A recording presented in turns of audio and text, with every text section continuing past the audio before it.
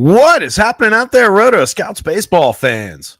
Welcome to a Wednesday show, everybody. Good to see whoever's here. Haven't seen the pop-up yet for anybody in the chat, but I'm sure it's coming any second now.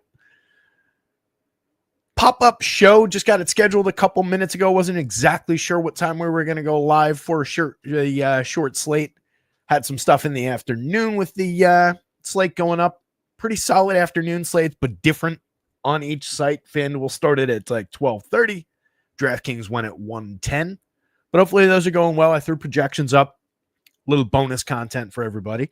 As usual, the product is the main slates, but anytime I can, anytime I'm just sitting here, especially for a midweek day like today, I'll grab those and I'll always pop them up on the site for you guys. So hopefully those are going well. I haven't really been paying attention to that slate. I didn't play it. Been working on getting this together. Been working on getting the NBA projections for the big Knicks game tonight. Let's go Knicks. That's up on the site. The NHL game is up on the site. First game of Oilers and Stars. Should be a really good series there. Should be a good one between Florida and Carolina as well. But we've got a really solid 7-game baseball slate. I feel like we're going to become a 6-game baseball slate. I think we're going to lose this first game in Washington to the weather. We'll see how it goes. Andy's here. What's going on, Andy? Clintwood 83. Clintwood says, well, hello. Been a while. Work sucks. Sorry to hear that, buddy. Glad you're here, though. Glad you made it over. Good to see everybody who is here, and I'm sure we'll have more people trickling in the next little bit as other shows finish up, as people get around to it, as they are able to duck into the cubicle and get away from the boss for a minute at the old job and fire up the show. Hopefully everybody's hump day is going well, week's going well. Any good results out there last night? I only played a few lineups, didn't have a great night. Looking to turn that around today, I think. But I feel like we were on point with a lot of what went on last night. Monster pitching performance out of Will Warren for my Yankees, 10 strikeout day. Didn't exactly see that coming, but we definitely like that spot. We're also on Logan Henderson pretty hard. I had a lot of him in my lineups last night. That worked out pretty well, but not as high-end as Will Warren. Some other interesting spots that we talked about definitely went off. But, yeah, real interesting one today. It's a top-heavy pitching slate. As I was saying, I feel like we're going to lose this game. We have a lot of weather on the board. So, as of a little while ago, Roth had this one as orange in his color coding, which is always a concern. The reason I think we probably end up losing this game is his forecast is basically it's going to rain the entire time, and it's just a matter of whether they want to play wet or postpone, or maybe get a lengthy delay and then be able to finish. But this is a team, the Nationals in particular, are very, very quick trigger to postpone games historically, like over the last 5 seasons. This team rains games out pretty frequently and with not that much threat sometimes. It's a great looking spot for the Braves if this game plays. They're going up against Trevor Williams, 4.71 implied total, 3 power bats over the magic number, plus all the other odds and ends in that lineup. On the Nationals side, they're going up against AJ Smith-Shawver. The upside players, maybe you could get to, but Smith-Shawver's very, very good. He's got them checked down under 4 implied runs. I like him a lot on the mound. It definitely would suck to lose him from what is a very top-heavy pitching slate. So that's a game that is critical to watch for the weather. Mets at the Red Sox, there is rain in the area here. The wind is blowing in here, but Roth has it green and fully expects it to play in his public notifications. The other spot with weather is the Rangers at Yankees game. It's been drizzly, ugly kind of day here all day. It's 58 degrees right now, according to my computer. It's not a nice day, but it's also not like pouring here or anything like that. I don't think it's supposed to be pouring. He's got that one as yellow-orange and a lengthy description that I won't go into the whole thing. But it's just an ugly, cool kind of a day. You can see just a 7.5 run total in that one. 3.71 implied total for the Rangers, despite the presence of Ryan Yarbrough on the mound. Not exactly a go get him kind of a pitcher. I can understand why the Yankees are checked down to where they are, 3.88 implied runs for the Yanks and not looking great. They're going up against Jacob deGrom, so that makes a little bit more sense. A little surprised the Rangers are as low as they are in that one, but not a great hitting environment either way. The Mets and the Red Sox game that I kind of just breezed past, we have Tyler McGill on the mound for the Mets. That's pushing a 4.07 implied total toward the home Red Sox, the favored Red Sox. It's not a monster game total. It's not a monster implied total on their side. Their bats are good, but McGill is also good. He's been vulnerable over his last few starts. He's given up exactly 4 runs in 3 straight starts, 3 runs in the start prior to that stretch. So he's a little bit vulnerable. I think the 4-run total is about right given that the stretch of performance, but he's also got higher end stuff than that. So it's an either or spot there. And then we've got Garrett Crochet on the mound for the Red Sox topping the board, but a very, very good Mets lineup on the other side in a hitter-friendly park that's not necessarily hitter-friendly conditions tonight. Another spot that I do think you can get away with some Mets bats. You catch Crochet on the wrong day, and they're gonna get there. He hasn't really had that happen. His worst outing of the year was a 4-run game. That was over 5 innings against Seattle. He still struck out 9, but he walked 5 in that game. Obviously a monster upside pitcher, but it's a stingy enough Mets lineup, and it's a talented enough Mets lineup that we'll take a hard look at that game. Padres at the Blue Jays. This is Randy Vasquez on the mound for the Pods and Kevin Gausman going for the Blue Jays. Sub 4 implied total for the Padres, but there's definitely some upside bats to at least consider there. And then one of the strongest totals of the day, the Blue Jays at a 4.74 implied total against Vasquez, a very gettable pitcher. There are some bats we like, but that is a super top heavy lineup, and everybody's going to be going to those common bats when they go to the Blue Jays. So you got to either stretch a little bit for some of the down lineup bats in that one to get different, or maybe consider some other spots. I do feel like that'll get a little bit popular. Phils at the Rockies. I'm sure that the Phillies will be popular with, again, nearly a 7-run total. Once again, they're going up against Carson Palmquist in his second major league start. I don't think there's very much to see on the mound in that one at all because Taijuan Walker's starting for the Phillies. He's pushing nearly a 5-run total toward the Rockies. Might be a good day to consider some Rockies bats at lower ownership, lower pricing than the Phillies. But both sides of that one obviously looking very good for offense in Coors Field. A really interesting game coming up after that, a 10.5-run total in Sacramento. Despite it still continuing to say Oakland, I've still not been able to find where that lingering change is. Remember on like opening day or the first day that the Athletics played, I mentioned that I've had to keep changing that to Oakland because there's one spot where I couldn't find it in the model, somewhere deep in the model. And I've still not been able, I've looked like 3 different times. It's not that big a deal, but it's still, that's why it still says Oakland there. But anyway, this will be in Sacramento in that minor league park. Big upside there. It's a warm, breezy day out there by all accounts. Nearly a 6-run total on the Athletics side going up against Jack Kachanowicz. And then coming back the other way, I think the Angels are actually very interesting. They're showing a lot of power upside against JP Sears, the lefty on the mound with all those good righty power bats in that lineup. So that's a really interesting spot. 4.5, 4.63 implied total for the Angels. And then we end the day again with Diamondbacks at Dodgers. Both sides pulling a little bit of offensive upside. It's Corbin Burns against Dustin May, 2 more than capable pitchers when they're going right. But both of those lineups are excellent. Both of those totals are very approachable as far as DFS.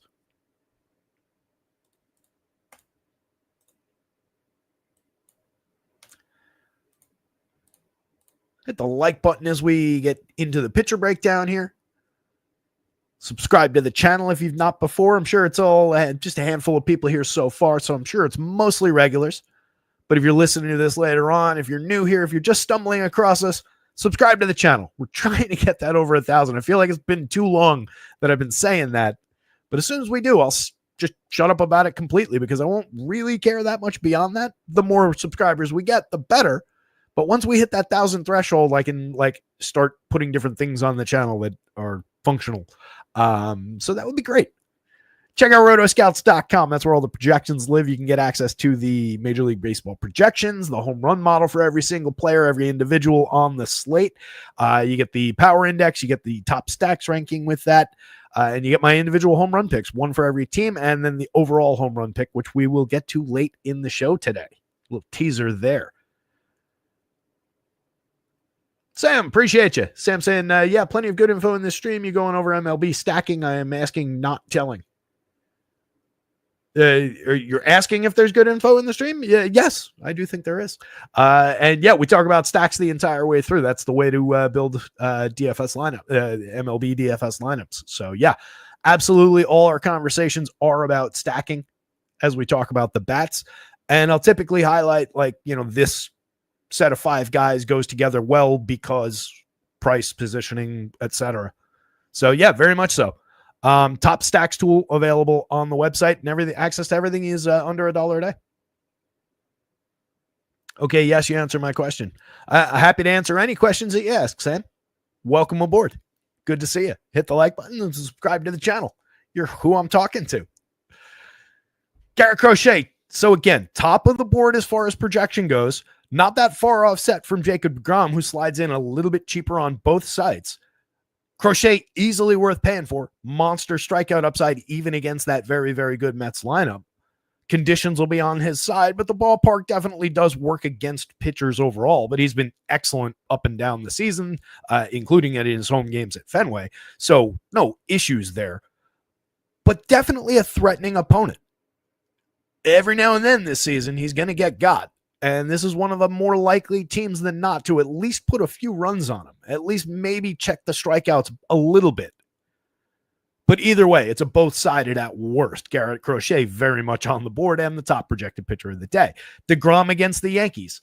In poor hitting conditions, I like the upside. I like the upside for Ks for Jacob deGrom. He's found form over the last few. So definitely a vulnerable enough Yankees lineup. You get through a couple of those hitters, there's plenty of strikeouts available. That said, they are one of the OPS leaders. Even if you take Aaron Judge out of the lineup, it's been a very successful lineup so far this season. So there's up and down in that one as well. I think at worst, that one's also a little bit both-sided. AJ Smith-Shawver, you just need this game to play. Washington is a good enough lineup overall, but he's better than they are. It's a very targetable spot, 9,800 on both sites. He slides in a little bit cheaper than the top 2 aces. He's a next shelf down guy, but he's one of the better options from that tier, and he's definitely the best option from that tier on this pitching slate. Kevin Gausman, 85, not a bad price, but you're throwing him up against a very stingy for strikeouts Padres lineup that has a lot of upside in it. 85, 88, though, that's a very functional price. When Gausman's on form, there are still strikeouts there. There's good stuff there. McGill against the Red Sox, as mentioned, talented pitcher, definitely has good strikeout stuff. That Red Sox lineup is deadly. They've been surging. Rafi Devers has been on fire lately. They've got a lot of good lefty bats. That ballpark will play on their side. But that's a cheap enough price that Tyler McGill's definitely going to be a part of your plans almost by default because there's not a lot else to work with. Corbin Burns, just a bad opponent in the Dodgers, but we know that he's a peak pitcher when he's going, right? Dustin May, very talented young righty. A lot of good stuff, but facing a deadly Diamondbacks lineup. The thing I like about May is the $7,500 price on DraftKings. I think that's going to make him very popular in not a great spot. Again, the Diamondbacks pulling in with a mid-4s total. But he is very good. He could find upside in that game. So I think that's a functional price for him at 75. I think Sears is playable at 79 on DraftKings just for lack of other options. But he's not very good. When you catch him on the right day, he can be good. He can find some strikeouts, and there are definitely some on deck for him in that Angels lineup. But they got a lot of power showing. We're going to look at it later on.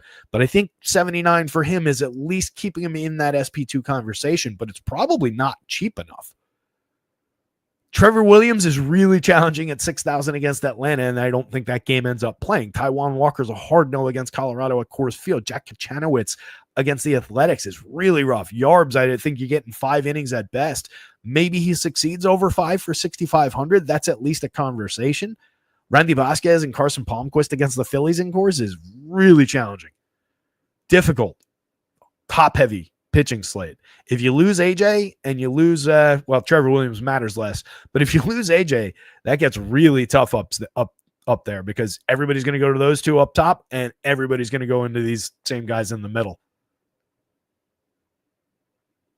Adam Lee saying Crochet's fastball velo is down a bit recently. I can see Alvarez banging a few against the monster. Not sure Vasquez isn't the best value tonight, but he might. Yeah, not a big fan of of Randy Vasquez. We'll talk it through. I just think the lack of Ks in that Blue Jays lineup doesn't really push much upside in his direction. But it's for lack of better options and the super cheap price at 55, it's at least in the conversation.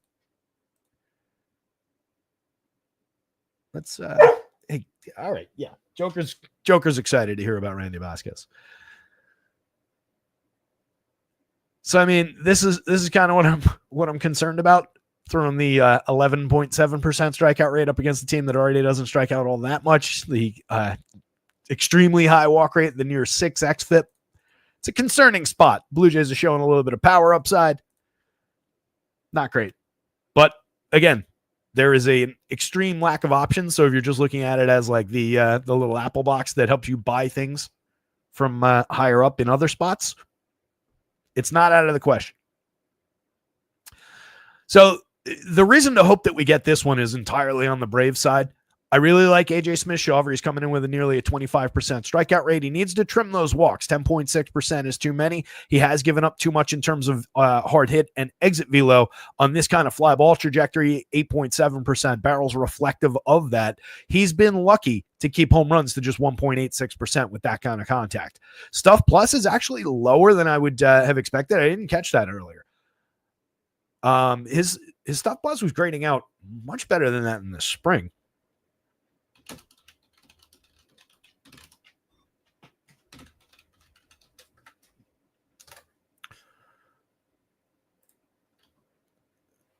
I just want to see some.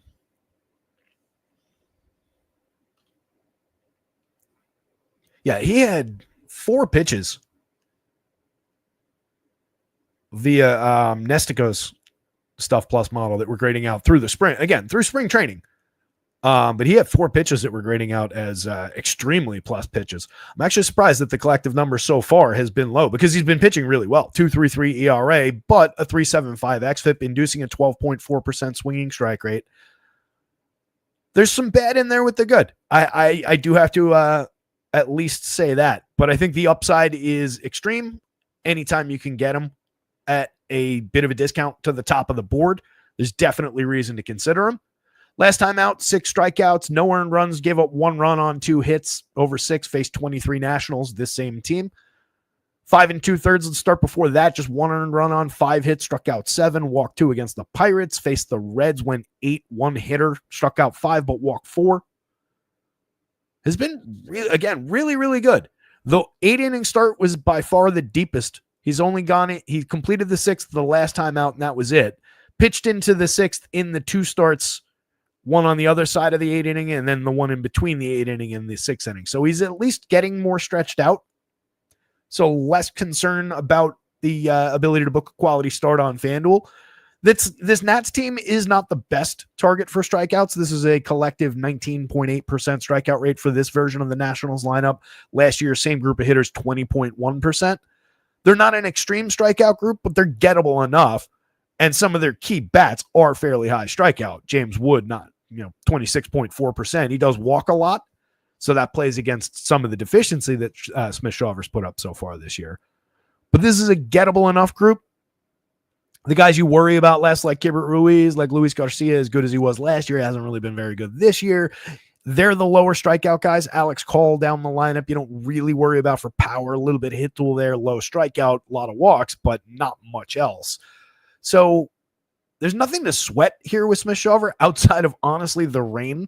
If this game goes and if we're expecting the full availability through 6-7 innings at least, I like the upside at those prices.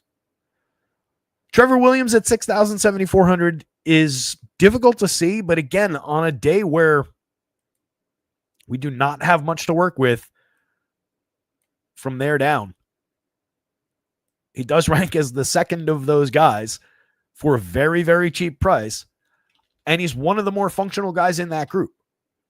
I do think JP Sears probably a better option just because the Angels are a little bit of a softer target than the Braves are.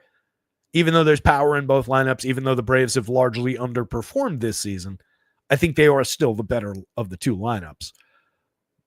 But Williams checks in 5.91 ERA that you can safely ignore in favor of a 4.05 xFIP, which honestly, for a pitcher like him, isn't too bad. 18.4% strikeouts isn't exactly good, but it comes against just a 5.8% walk rate. That's functional as a fifth starter type guy for a cheap price. That's a workable strikeout to walk. It doesn't give you upside, but it doesn't give you tons and tons of downside. The whip is out of control at 1.53. There's a lot of bad luck in there, I would suspect, though, from BABIP. I bet his BABIP against is 350 plus. Let's see. And you would expect a high BABIP against because, again, he's not good. Nailed it, 356. Last year it was 267. That was in 13 starts, over which he pitched to a 2.03 ERA and a 3.82 xFIP. There's a little bit of upside here, not for Ks, but there are some strikeouts in this lineup. So I think among the bad pitchers, again, if this game plays, he's in no way safe. It almost certainly won't work out, but as just a cheap square at 6,000 on a day where a lot of that is going to be coming in that price range, I think he's playable. Not recommending, but playable. Going to hear a lot of that. Braves bats against that pitcher I was just talking about, very much on the board. You can see the stretch of power right there in the home run model, the three usual suspects above the magic number in the model. Two more guys down lineup in the sevens in Ozzie Albies and Michael Harris, both of whom have definitely underperformed this season, both of whom I still believe that the turnaround is coming at some point, even though it's difficult to see in the current numbers, the back of the baseball card numbers, the underlying numbers, basically everything. The premium contact hasn't really been there. It's difficult to justify. There's just a little bit of lingering faith in the talent of those two players, but they're pushed down the lineup here for a reason. They haven't been succeeding, but they've also gotten very, very cheap. 4,200, 3,400 on DraftKings, 2,700 a piece on FanDuel. Those are still functional parts in my mind, especially against a pitcher like this. So it's at least 7 deep here. You get down to Eli White at 286, 333, 455. He's having a good year. I don't think he's a very good hitter, but a near 40% hard hit rate, 7% barrels is at least functional. In a small sample last year, he was better than that. Has a 327 xWOBA. Last year, it was 39 plate appearances that we can barely count, but 273, 08, 432. Created runs 4% better than average. Hit a homer, stole 2 bags. This year, he's got 2 home runs, 5 steals. He's been decent over 121 plate appearances. I think he's playable. Nick Allen is mostly here for defense, slashing 262, 324, 294. In an emergency, or if you build like 15 Brave stacks, can you throw Nick Allen into one to differentiate, to pick up a little bit of correlated upside to the top of the lineup? Sure. That's fine, but he's not much of a bat. Up top, Alex Verdugo, also not much of a bat. He's already down to 257, 314, 330 after a decent start with the Braves. This is who Alex Verdugo is. We were fully expecting this. 316 xWOBA down to an 81 WRC plus, so 19% worse than average for run creation while leading off for this team. He's just bad. He's not worth going to outside of just a bolt-on part to their actually appealing hitters. Austin Riley, monster barrels and hard hits, 15.7 and 52.9%. Looks a lot like the good version of Austin Riley from the last few years. Needs to pick up the home run pace a little bit. We're still a little behind the curve with 8 in the books, but I would still at least consider a bet on a 30 home run season in the long run. 162 ISO needs to come up. 346 xWOBA suggests that it definitely will. So does the contact. Matty Olson at 18.6% barrels, 56.6% hard hits. Looks a whole lot like the guy who hit 50 plus a couple years ago. He's got 10 on the board already this season.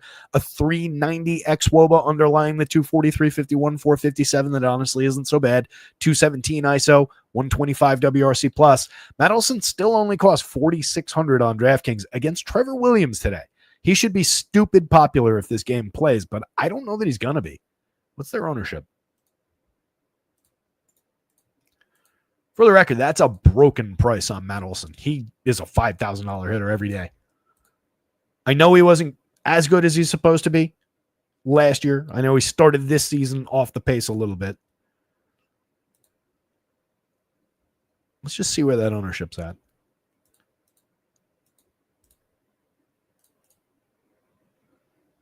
Okay, it's reasonable. Mid-teens.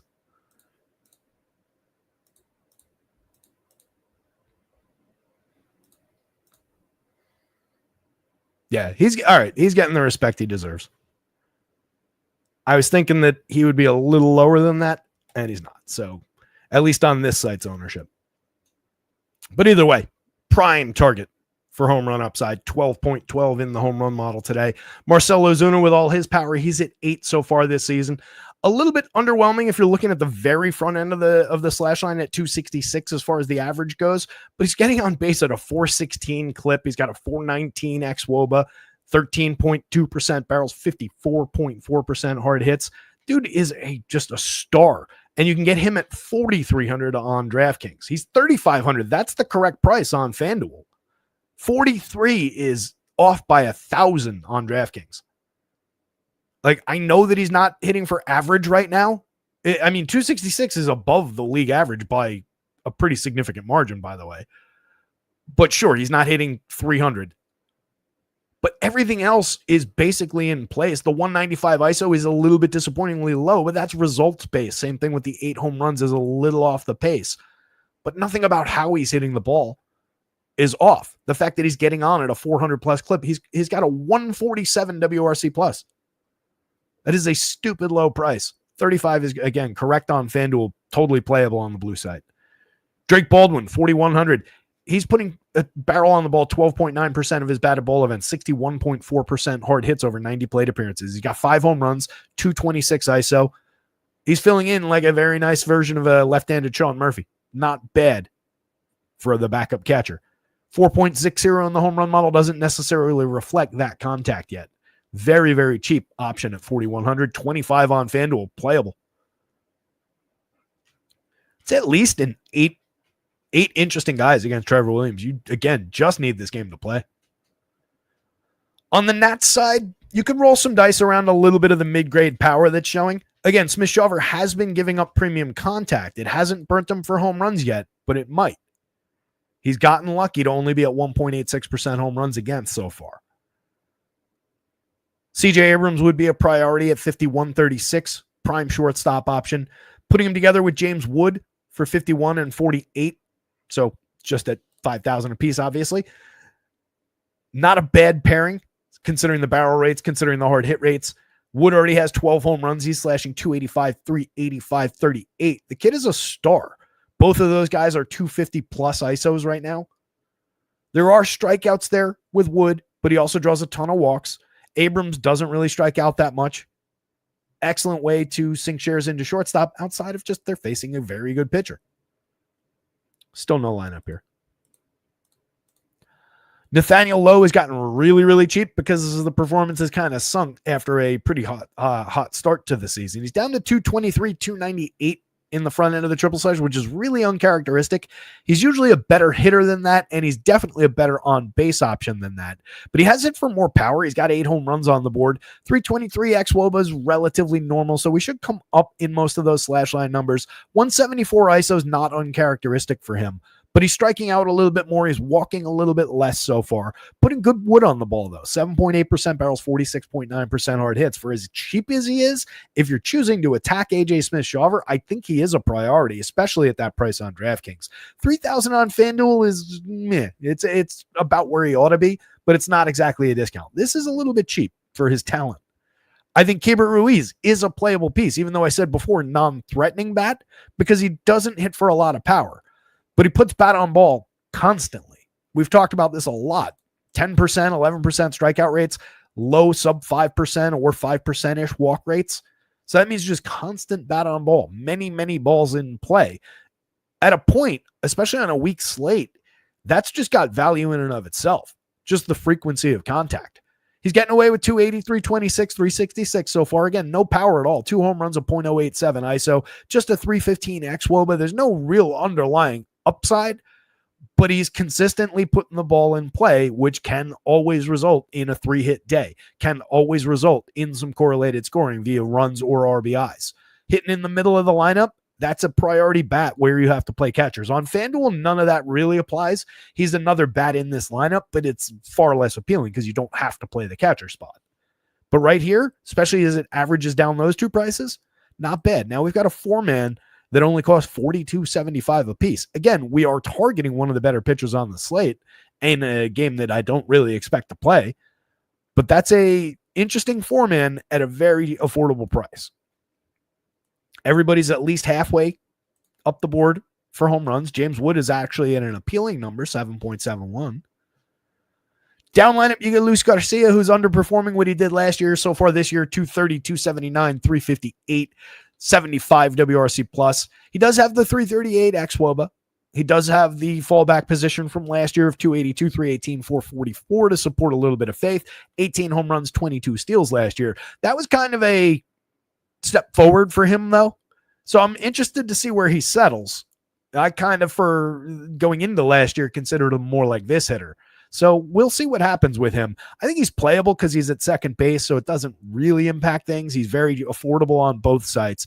You can always work him in. Solid 6.2%, barrels 42.6%, hard hits. Functional numbers, but not good. He is low strikeout, medium walk, so a lot of bat on ball out of him as well. It's an interesting pairing with those two. And again, for cheap to just fill those two positions, to fill out this five-man, not a bad way to use those two spots on DraftKings.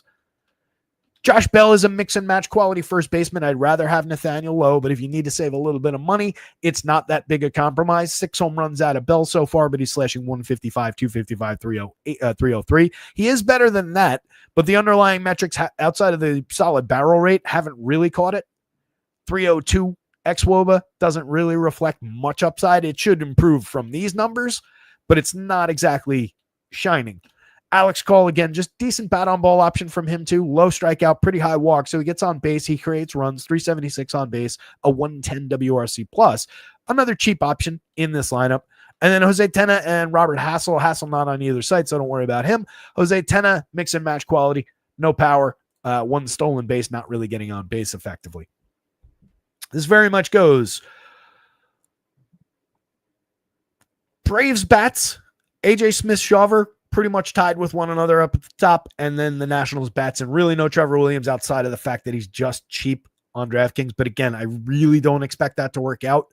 He's just one of the better terrible options.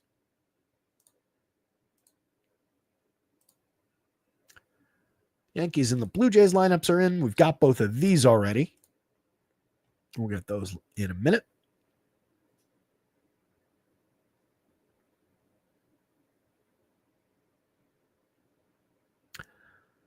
Sam says, Mr. Terry, I don't want to bombard you with too many questions. Feel free to ask questions, but no worries. However, can you explain how the 3-5 series matchups are scheduled in a new season? I'm not totally sure what you're asking, Sam. How the 3.5 series...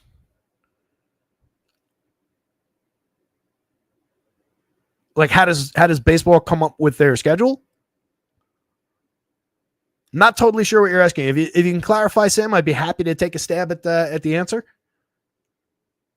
If it's just asking about how they schedule, how they create the series matchups, these days they have a computer that does it. For the longest time, there was just this couple. I forget what their names are, but they very famously created the schedule for baseball every season, which was a really weird way to do it. But yeah, I'm not totally sure what you're asking there, bud.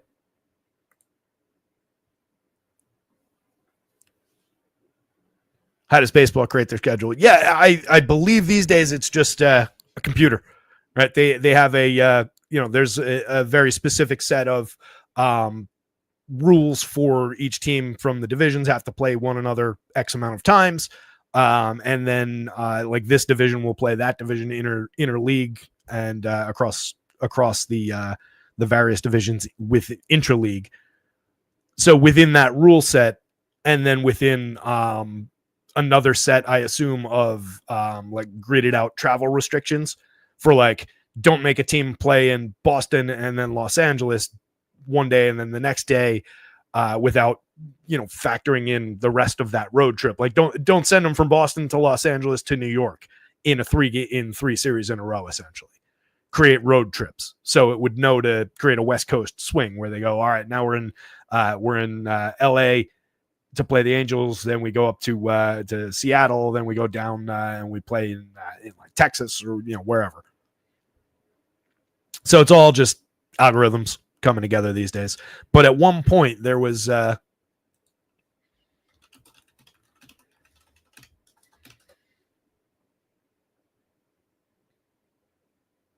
Oh, there's actually a 30 for 30 out about him.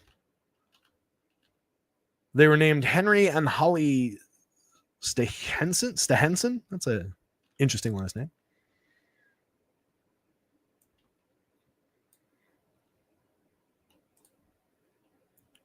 So there's a 30 for 30 about them from back in 2013 called The Schedule Makers. And it looks like it's been since like 05 that they haven't been doing it, though. It's been a while. Here's a old ESPN article about those people, but this is no longer how they do it. But I'm sure that explains how they currently do it.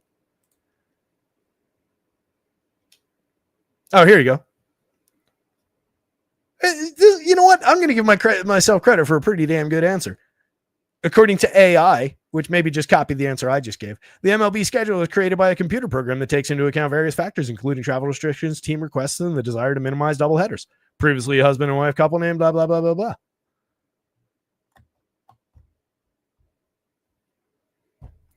I'm sure it's a really interesting process.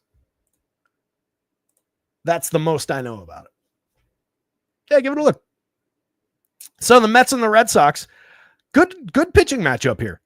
Tyler McGill, as stated, 29% strikeouts, a pretty decent strikeout pitcher. You can see how much stuff plus things to the arsenal. He's 10 points above average. Just giving up a 1.55% home run rate, missing barrels, missing bats pretty effectively, 10.6% swinging. He walks way too many still. That's where he gets a little shaky. 1.38 whip on 11.4% walks is definitely too high. 3.52 xFIP under the 3.74 ERA, though, looks like who he is. You know, he's essentially that pitcher that he looks like on the surface. I think he's very playable. He's got the Red Sox checked down to a 4.07 in a lot of home games that could easily be higher in this ballpark. So I don't mind the option. I think he's appealing at 8,300 on DraftKings to save a little bit of money, 8,400 on FanDuel. I think he's very usable. He's in no way safe. There's a lot of upside from some of the premium lefty bats in the Red Sox lineup on any given slate, and especially against a righty who walks too many and is going to give up some big opportunities.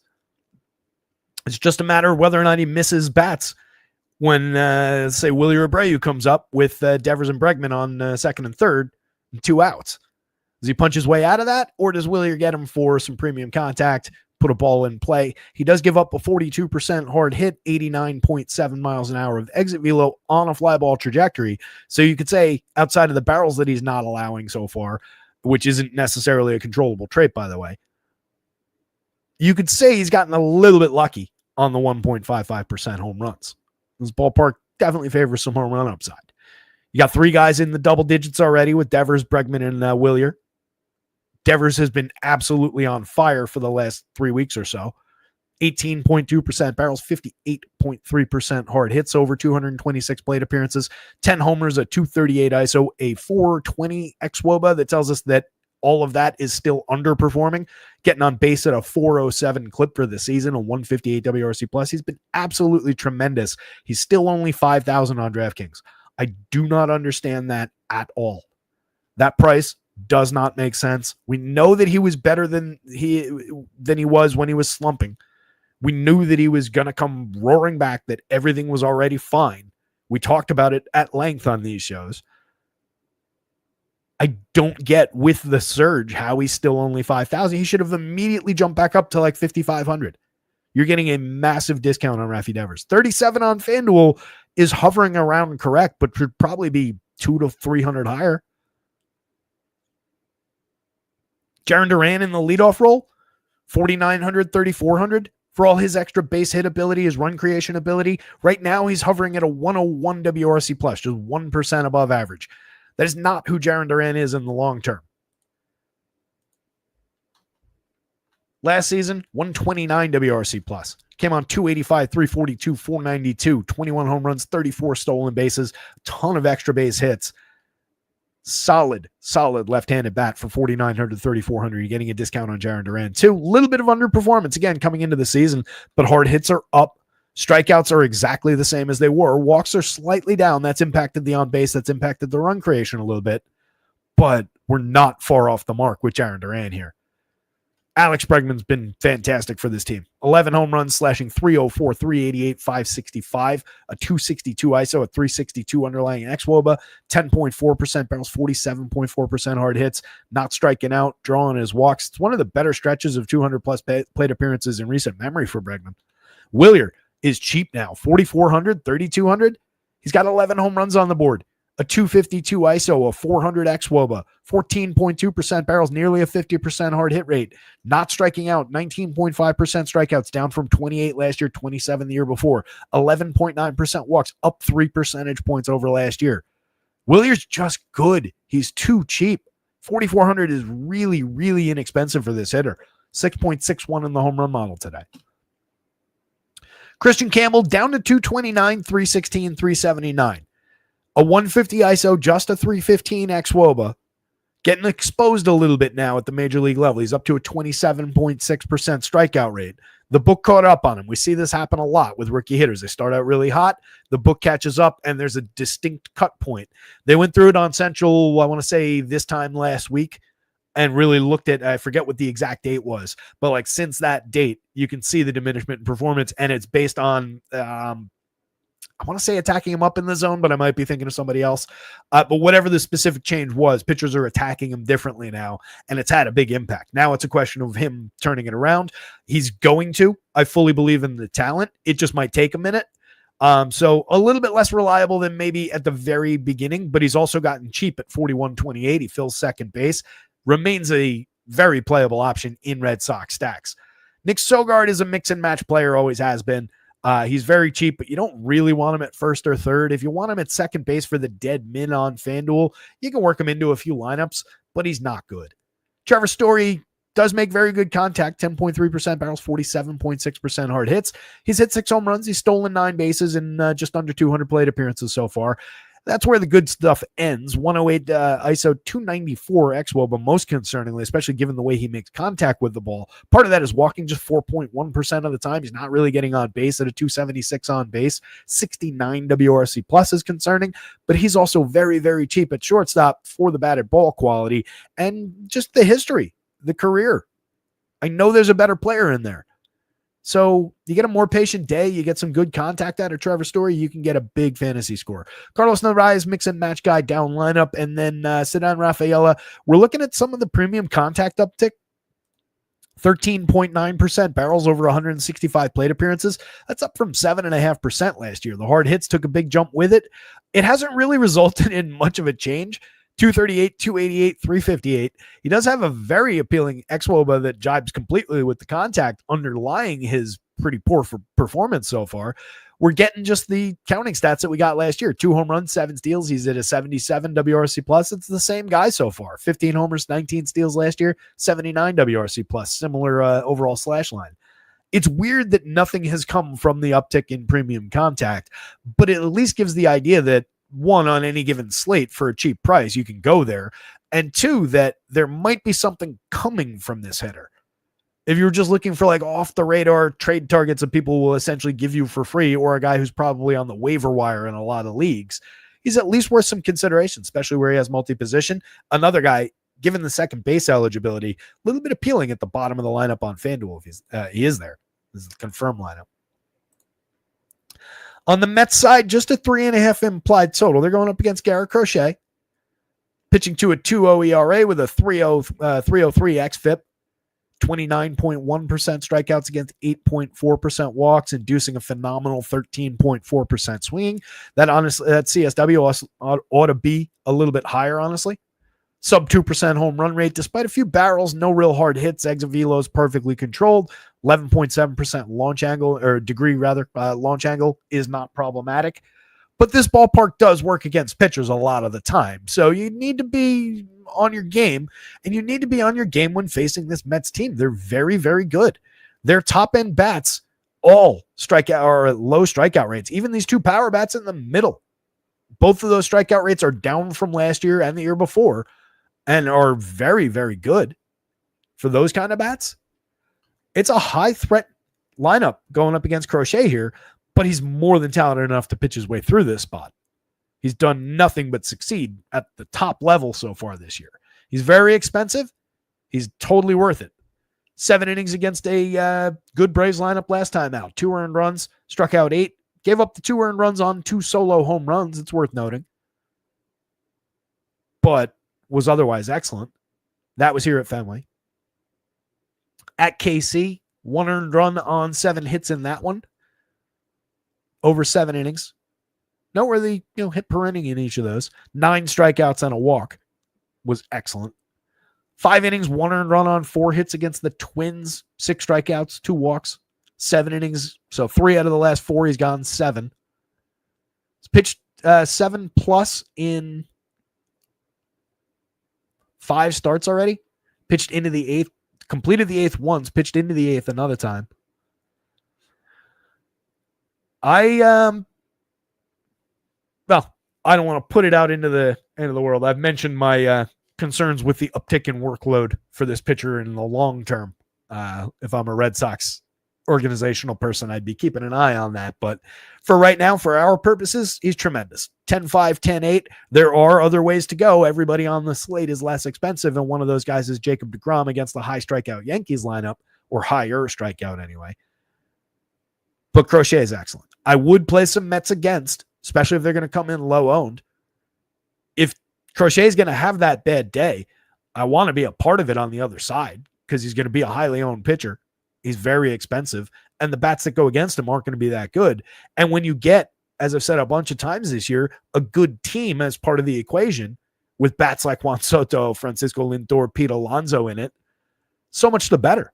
So yeah, the Mets are in play as a contrarian team. 53-37 for Lindor at shortstop. Can absolutely get into some of that. 37 is honestly a little bit cheap on FanDuel. 53, probably a little bit cheap on DraftKings. 9 home runs, 7 steals. Getting on at a 350 clip with a 356 xWOB underlying. Creating runs 29% better than average. Doesn't really strike out. 15.9 this year. Sub 20% each of the last 2. Starling Marte hitting second against the lefty. He's just 3,000, 2,500. He's a functional piece. He hasn't been good this season, but he is talented overall.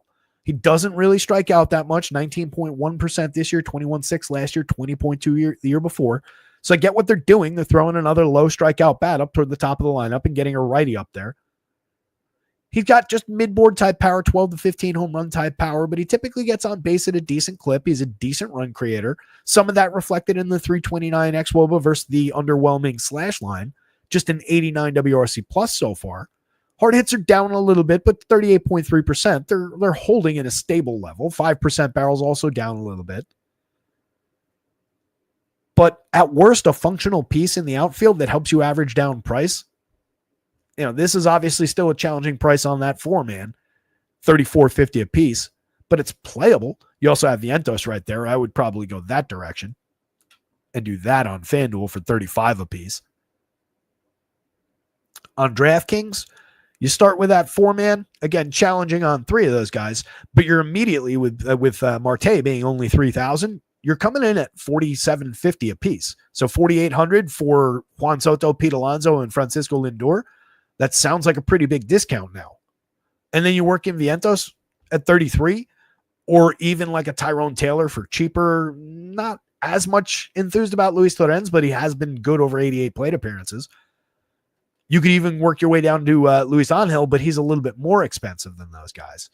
But I'm very happy with Vientos right there, and just do the top 5 just straight off the board, and you're at $4,500 a piece, rounding up, $4,460 technically. For the 5-man from the top of the Mets lineup that includes Lindor, Marte, Soto, Alonso, and Vientos. That's a really good price to find those hitters in Fenway Park. The conditions are working against them, but the ballpark is on their side. The pitcher is working against them in a big, big way, but he has given up some premium contact. He does walk a few too many hitters.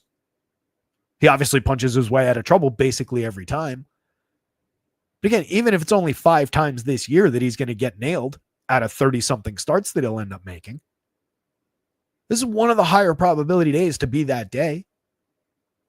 3.5 implied total is obviously not appealing on the Mets side.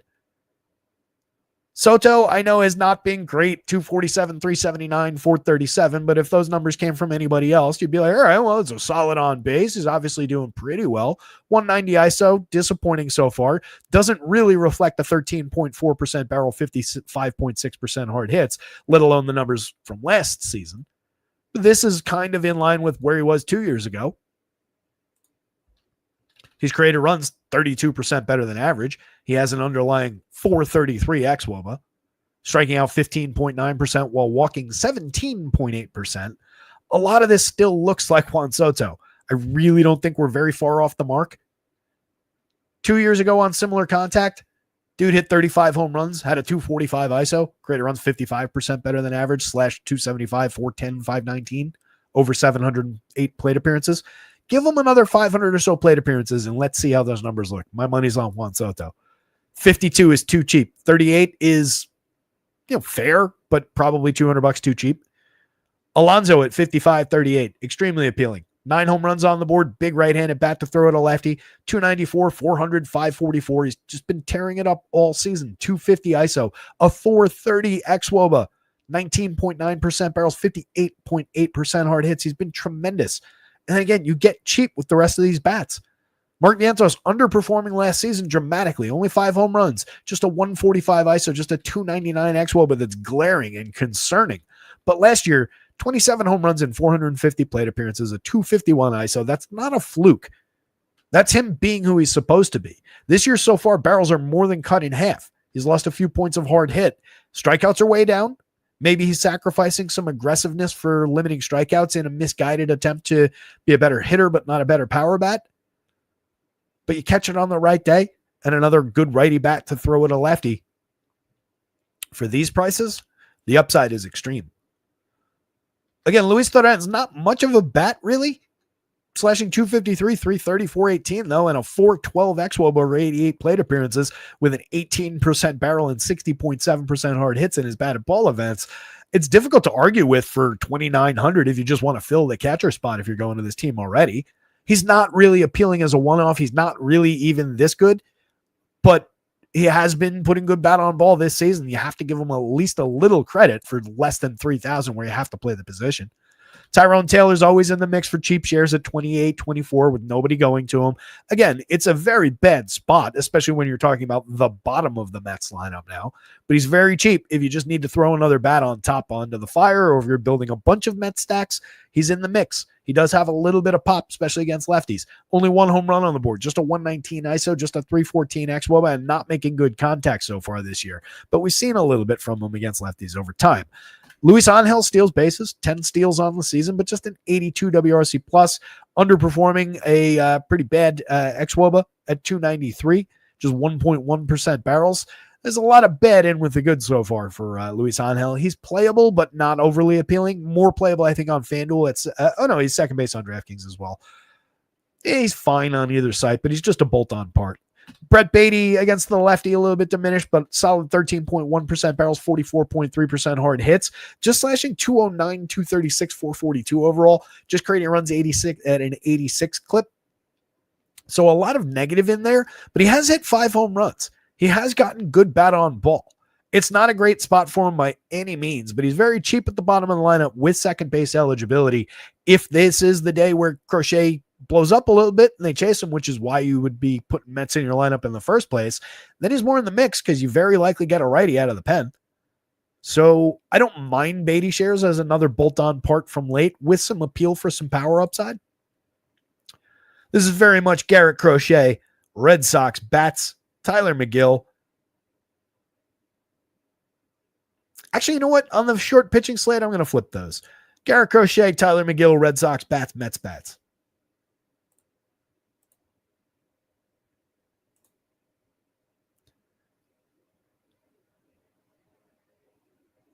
Both of these lineups are in now. So DeGrom, a little bit cheaper than Crochet, is very, very appealing against the Yankees. There's obvious downside coming from the Yankees' power. Coming from, let me get the confirmed in here.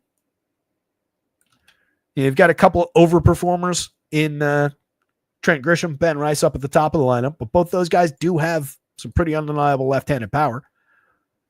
You've got Cody Bellinger, who's been on absolute fire lately. He's hitting cleanup. You have Jason Dominguez on the plus side, hitting from the left side with a little bit of pop in that bat, who's been picking it up lately. Lurking in the middle of all that, you've got a guy named Aaron Judge. So it's in no way a safe spot for Jacob deGrom, but Jacob deGrom is not a pitcher who needs a safe spot to put up an extreme fantasy score. He's literally the best right-handed pitcher in baseball from this last generation. He's just never healthy. But when you can get him, get him. 26.6% strikeouts, 5.5% walk rate, a 2.29 ERA with a 3.30 xFIP, sub-1 whip, inducing a 14.7% swinging strike rate. He's given up a little bit of premium contact and power, which would obviously be glaring against the Yankees' upside, and the ballpark definitely works against him for that. A couple fly balls might well get out of the ballpark. Might be a couple solo shots. It's not like he puts a ton of guys on base, so you're not really worried about the big home run. So even with an Aaron Judge homer, you're still probably looking at 1-2 runs.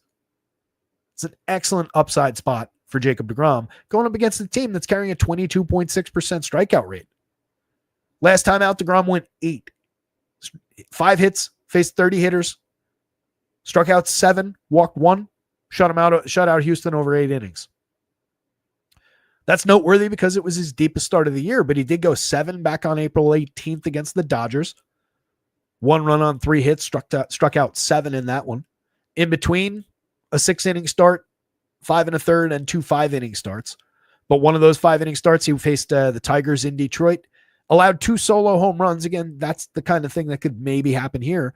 But he struck out 10. He walked 1. That was still a good DFS day. 5 innings against the Mariners was a funky one. 1 earned run on 3 hits, faced 20 Mariners, only struck out 3 of them. Really weird game. 2 walks. That was more reflective of his first couple starts of the season when he was just working his way back. That's the one outlier start in his last few, though. 6 innings against the Athletics. No runs, 4 hits, struck out 7, walks 0. It's Jacob deGrom. I don't think we need to overthink it too much. Just pay the $10,000, the 10-2. Getting him a little bit cheaper than the very top option, not bad. Yarbs, different story altogether. 6,500 on either site. He is striking out 19.6%, but that's against a 9.8% walk rate, 3.70 ERA, but a 4.61 xFIP. Putting too many guys on base. He does find strikes. He's not bad at inducing swinging strikes. Last season, 9.4%. This year, 10.2, 27.1% CSW, 6.7. Last year, he only struck out 16.3%, all in bulk relief over 98 2/3. This year, he's made 2 full starts, mostly pitching in relief. Last time out, he did go 5 in a full start. So he's stretched out to that level. That's what I gave him here, was 5 innings. This Rangers team has underperformed basically the entire season. But there's just too many good bats. There's just too much quality. Too many righties. The Yankee Stadium of it. I just don't have a lot of faith in much more than like these median projections, let's say, for Yarbs. Maybe he gets to 10 DraftKings points. Maybe that's enough on a short pitching day for 6,500 as an SP2. On FanDuel, I don't think you do it, even at 65. There's too much downside that comes with that price that you probably don't claw your way to an effective enough score, given the fact that he won't have a quality start bonus coming. He might get the win bonus if he gets through 5, but I really don't see an overly effective FanDuel day.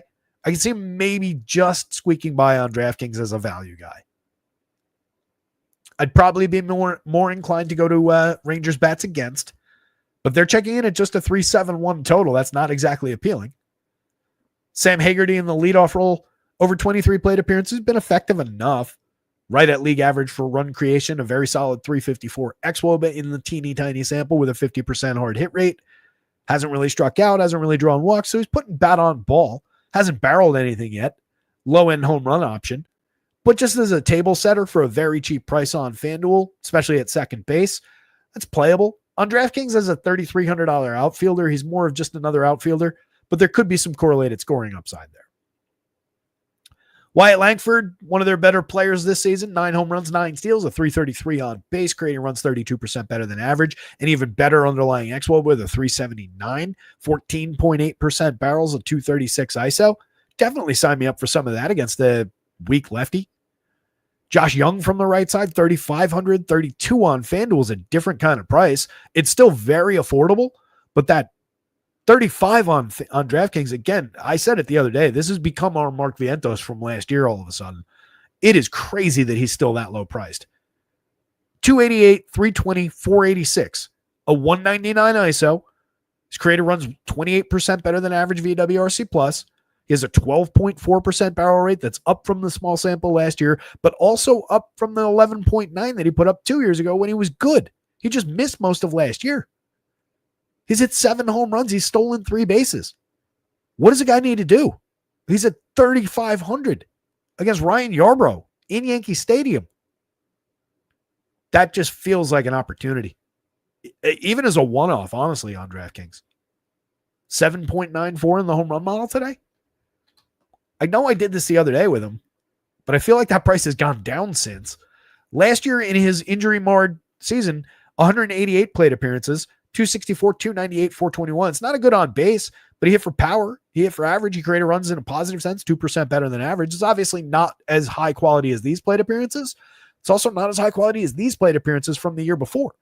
266, 315, 467, a 201 ISO, creator runs 10% better than average, hit 23 home runs. It is a really good hitter, hitting third. It's so cheap to go to this team.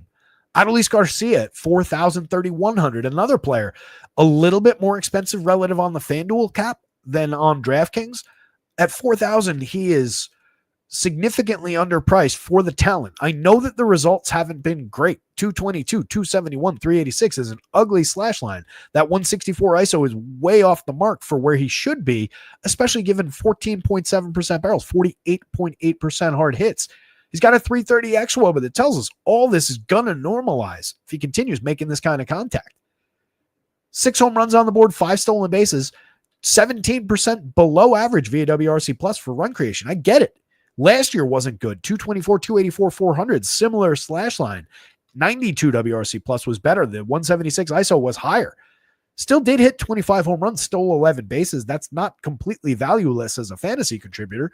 Year before that, 39 home runs. Year before that one, 27. He averaged 30 plus home runs over 5 years. This is a very good power bat who is still making excellent contact.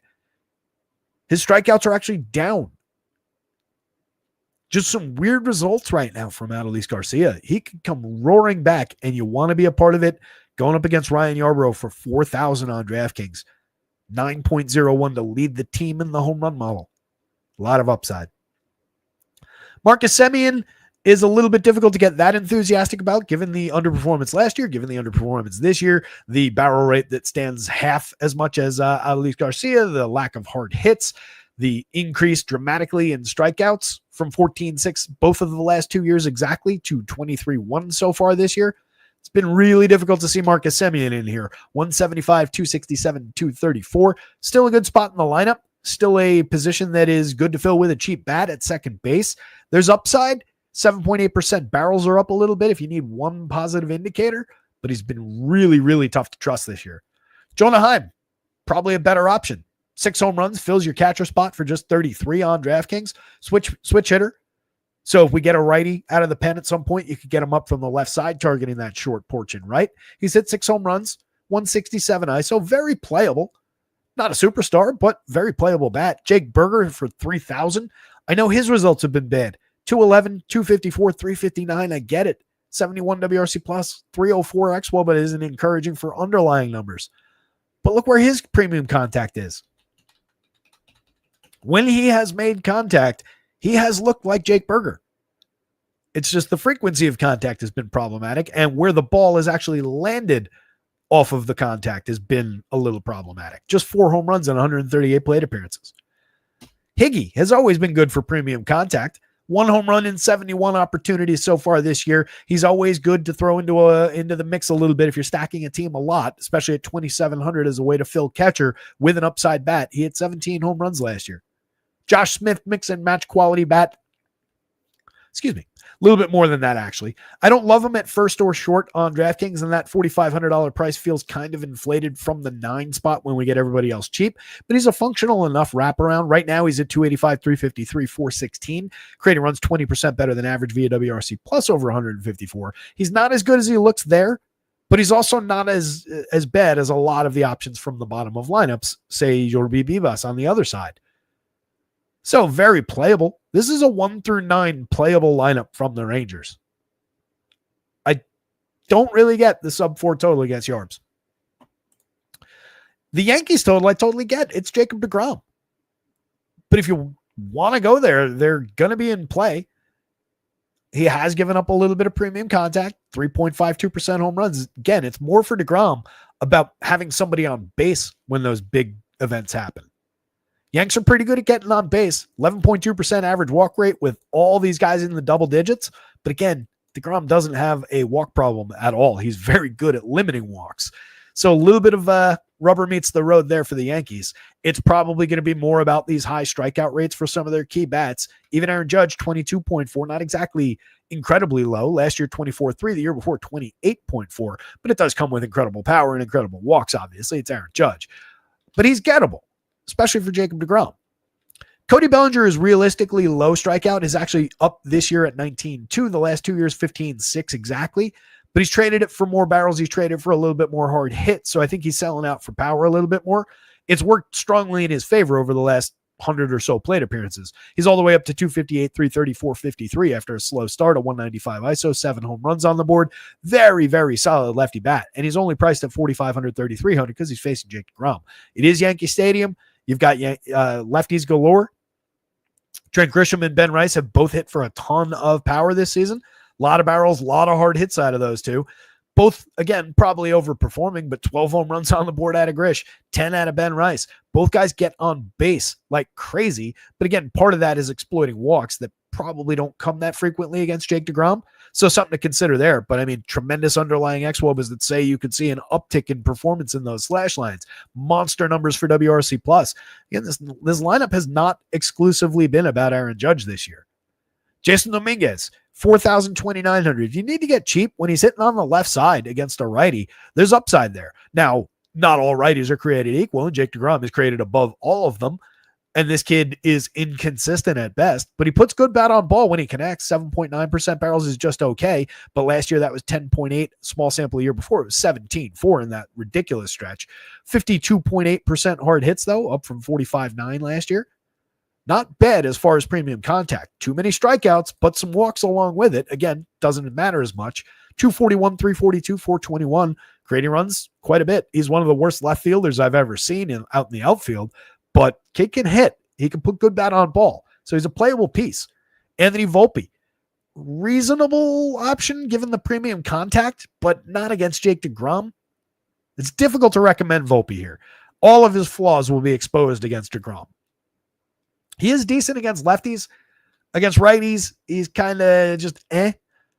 And this, again, is the righty of all righties. So I'm skeptical about Volpe. He has put good bat on ball this year. 6 home runs, 7 steals. He's mediocre, though. 336 XWOB is appealing. 12% better than average for run creation, but a lot of Ks. Austin Wells is another one. Fair amount of strikeouts at 21-7 this year, 21 last year, but not aggressively bad. A lot of good bat on ball, but only slashing 204, 274, 453. It's more about home run hunting with Austin Wells. I think you can mix him in, but we've already talked about several catchers that are probably more appealing for cheaper prices. DJ LeMahieu is interesting. 2,300 very cheap at second base. 2,800 very cheap at second base. Given the premium contact upside, even against Jacob deGrom, LeMahieu's more appealing, I think, than Volpe, Wells, certainly Yorbi Bibas down lineup, and maybe even than Jason Dominguez hitting 5th. I could actually make a good argument that DJ LeMahieu should be hitting higher up in this version of the lineup against a pitcher like deGrom, but he's just getting his feet wet for the season, 17 plate appearances. As we looked at the other day, he was lost all of last year, 228 plate appearances in a completely injury-destroyed season. But the year before, he was not DJ LeMahieu, not what we would expect, not the player that the Yankees signed so many years ago, but still 15 home runs and 562 plate appearances. He was there for a large portion of the season. When I looked that up, I was expecting to see like 400. That was more plate appearances than I remembered. He got on a 327 clip, which is functional. He was only 1% above average for run creation, but still did hit 15 homers in that mix. The year before 12, but a 357 on base, 116 WRC plus. He's always been good at those things. So if he's just that, I think he's worth going to. If he's also going to put good bat on ball, like we've seen in some spots while not striking out, he's very interesting at these cheap prices. I think he's a mid $4,000 player this time next week. Maybe another week on to maybe 2 weeks from now. But I would expect him to continue to perform around these levels. Wouldn't stun me at all. Jordi Bilas is here to fill some defensive spots on a defensively deficient team. He is regarded as a low strikeout, high walk hitter and just a put the ball in play, hit tool kind of a bat. Right now, that hasn't really come through outside of some walks at the major league level. So I really wouldn't go there outside of a few odds and end shares for very cheap. If you do it at second base, not at third base. Jacob deGrom, Rangers bats, Yankees bats, and then and only then Ryan Yarbrough. I do think a few SP2 darts on DraftKings wouldn't be completely out of the question for Yarbs, though. 5 innings, you're just looking at him to get through 5 clean for you in that sense.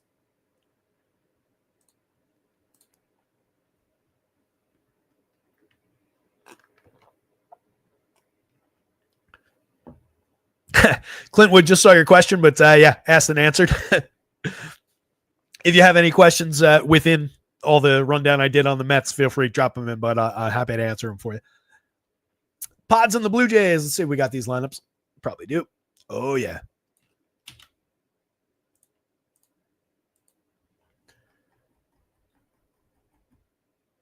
Just use the links that you built into the spreadsheet, dummy.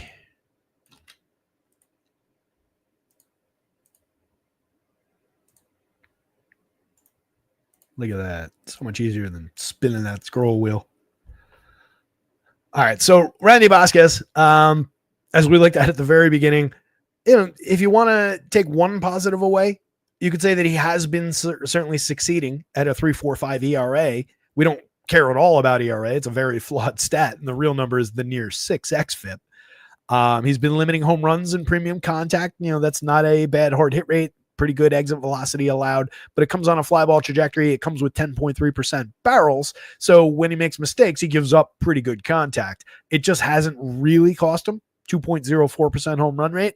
For a pitcher who's as shaky in a lot of ways, only inducing a 6.3% swinging strike rate, just a 23% CSW, 11.7% strikeout rate. The stuff plus mark being at 96, which is below average, but is relatively close to 100, which is the league average. It's surprising. I would have guessed that this pitcher would have a stuff plus mark in like the low 80s, mid 70s.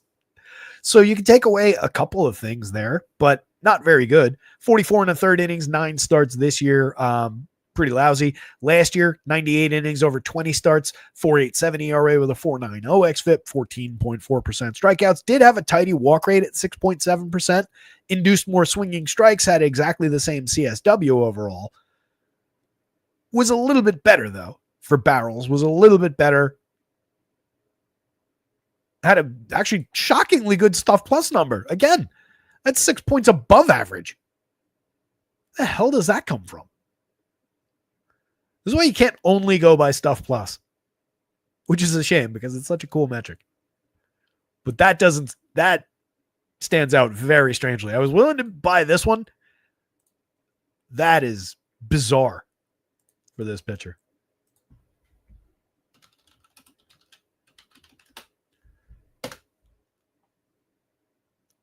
So he's got great stuff and it just never ever works, is what we're saying here.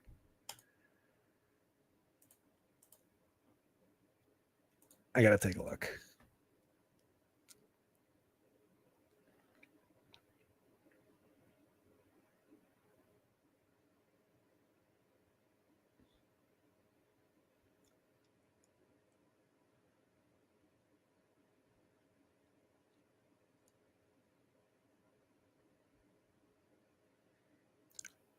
He's got a lot of spin. Does have extremely functional spin rates. Nothing else really seems to work. Not enough velo, I would say, is probably the problem. And it's actually down year over year. That's where some of that stuff went. Four seamers velo's down about 1.5 miles. Sinker, same deal. Cutter is about the same. Spin is down, though.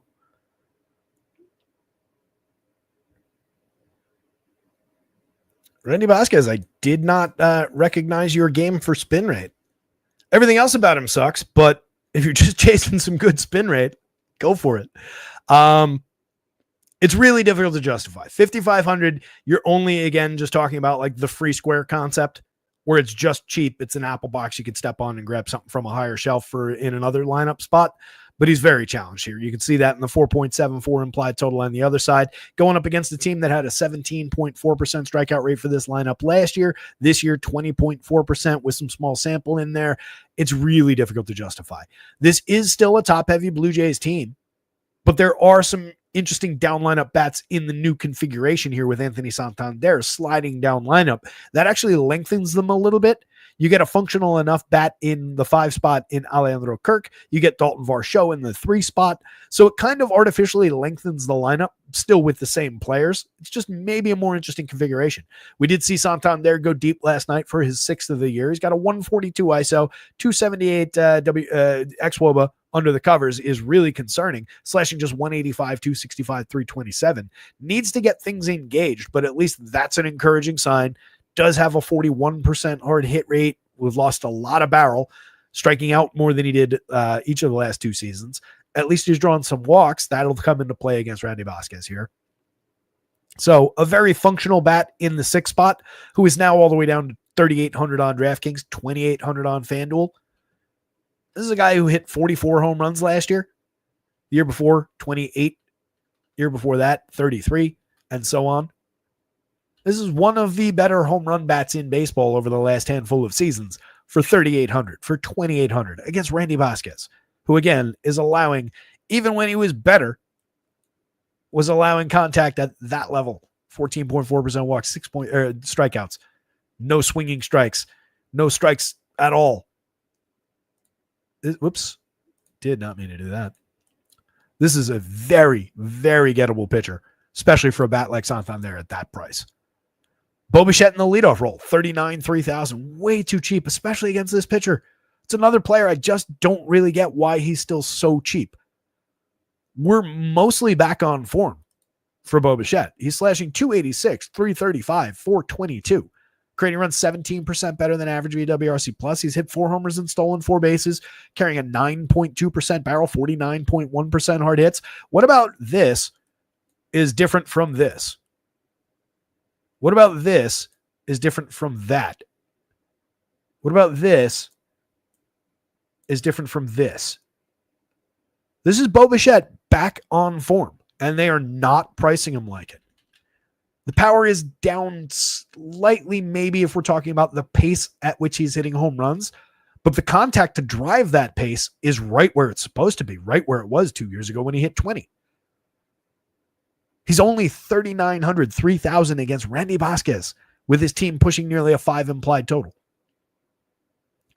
Vladdy, he hit another home run yesterday too. He's up to 6 as well. 289, 393, 439, 392 xWOBA underneath a disappointing ISO. Creating runs 40% better than average, the lack of home runs notwithstanding. 13.6% barrels and 50.7% hard hits. Vladdy's murdering baseballs like he's supposed to. Just a little bit of wonky luck in some of the results. 10.89 in the home run model. I love the upside for power from this hitter. Dalton Varsho, very good bat on ball over 60 plate appearances. You can throw him in any weak righty you want to. You can throw him in a lot of better righties than this. 218, 250, 600. He's never going to be a good hitter, but the power's real. 22.2% barrels, 50% hard hits in the small sample. Those are probably going to trend downward, but the guy can put good bat on ball. He's hit 6 homers already this year. The 382 ISO is obviously coming down, but the 350 xWOBA is indicative of a good bat. 17.2% barrels and 48.5% hard hits out of George Springer for just 4,300, 3,200. Talk about a return to form. He's already cratering in the average department. He's down to 257, but he's holding at a 367 on base, still hitting the ball hard. He's got 5 home runs, 6 stolen bases, carrying a 193 ISO, a 450 slug, 376 xWOBA tells us we can trend back up in a hurry. Crating runs 36% better than average, and he's only 43, 32. The DraftKings price, again, 4 appealing bats right there, and then take your pick. Just among the 4, the guys you actually want from this lineup, they're already at just a $4,275, so $4,300 a piece. That's just too cheap. If you bolt on Addison Barger, who's not a bad third base option given his 13.6% barrels and 52.5% hard hits over 83 plate appearances. Just 2 home runs, but a 169 ISO, an underlying 342 xWOBA that's screaming, play me. 7 home runs last year and 225 plate appearances at a 154 ISO was okay. Puts good bat on ball for just 2,800 down here. So you bolt that on to these low prices and you bring your 5-man average down below 4,000 apiece against Randy Vasquez for a team that has nearly a 5 implied total. These guys on DraftKings should be outrageously popular in this spot. I assume they are. If you're going to Santander, which you very much should, I just wanted to take the cheaper price there. Even with him, that's only a $4,200 average. Insanely cheap Blue Jays bats. Alejandro Kirk at 31 is not a bad way to fill catcher on DraftKings, considering a 51.6% hard hit. He's always put okay bat on ball. This year so far, it's been a step up. He's only striking out 11.7% and walking 3.1, so you've gotten a lot of frequency of bat on ball over 145 plate appearances, resulting in 283, 310, 377. A little bit of good fortune on the BABIP so far in there. Probably not going to withstand as a 280 hitter for the full season, but you get a lot of frequency of contact. And if you get that kind of contact in an ongoing sense, the home run should spike a little. The ISO should spike a little.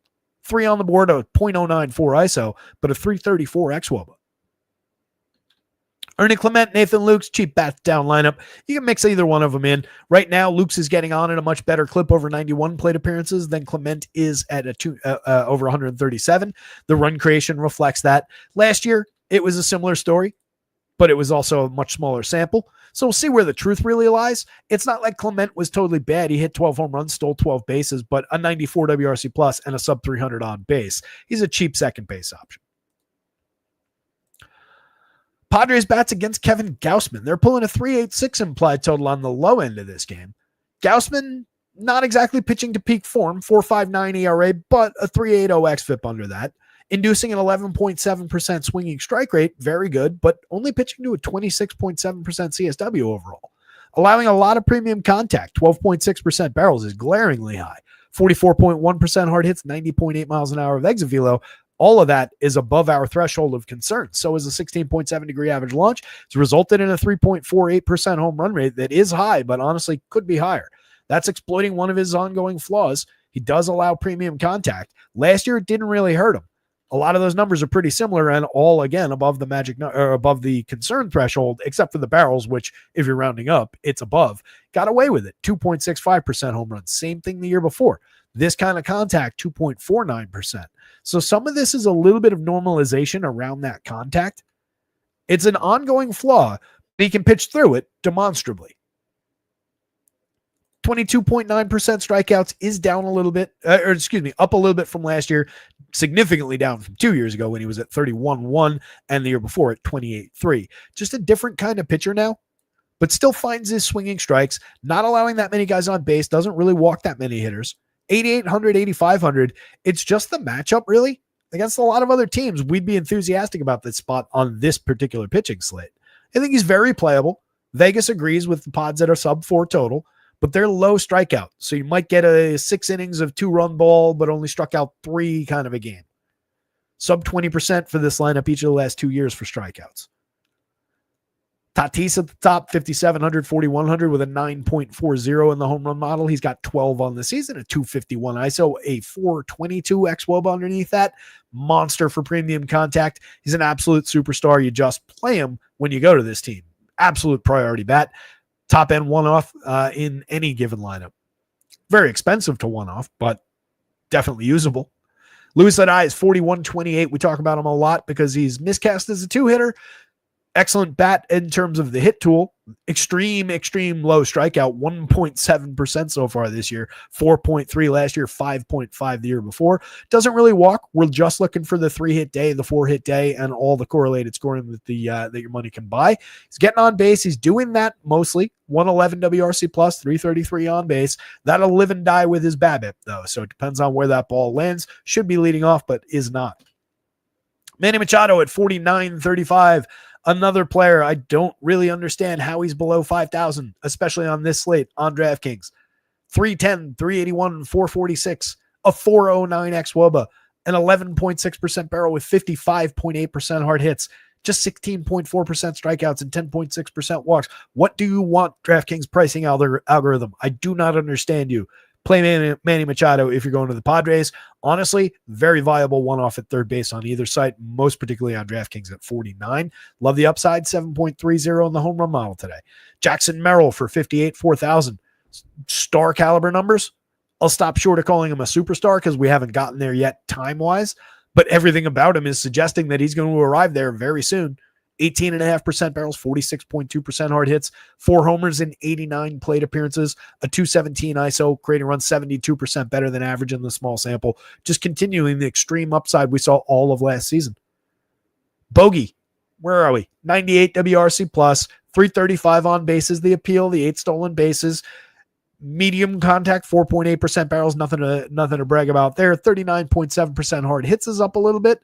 Strikeouts are slightly up, but so are the walks. There's some good, there's some bad. He's very, very affordable. Shortstop is less ideal as a position than second base is, but the 37 on DraftKings is a little bit cheaper than the 3,000 on FanDuel. Kevin Sheets at 38.29, very affordable for the premium contact he's put up. 9.1 and 55.6 barrels and hard hits. Slashing 283, 333, 464 probably won't hold, but the power upside is pretty real. 181 ISO is realistic for this hitter. 6 home runs on the board. That's about where the pace that he belongs at. Not bad for 38.29 against, again, a gettable pitcher for power.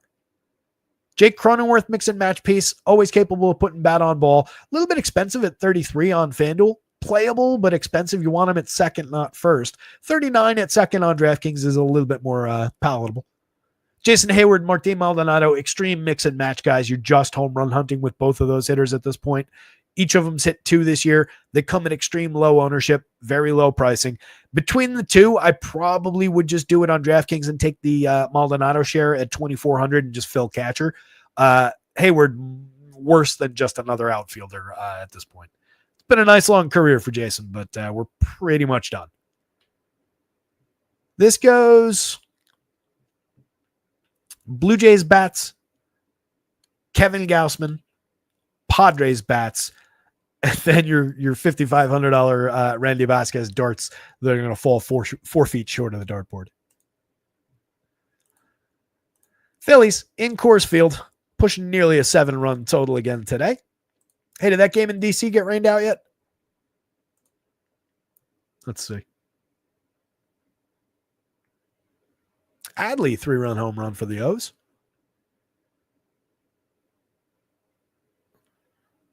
Doesn't look like it. Dylan Cruz to the injured list.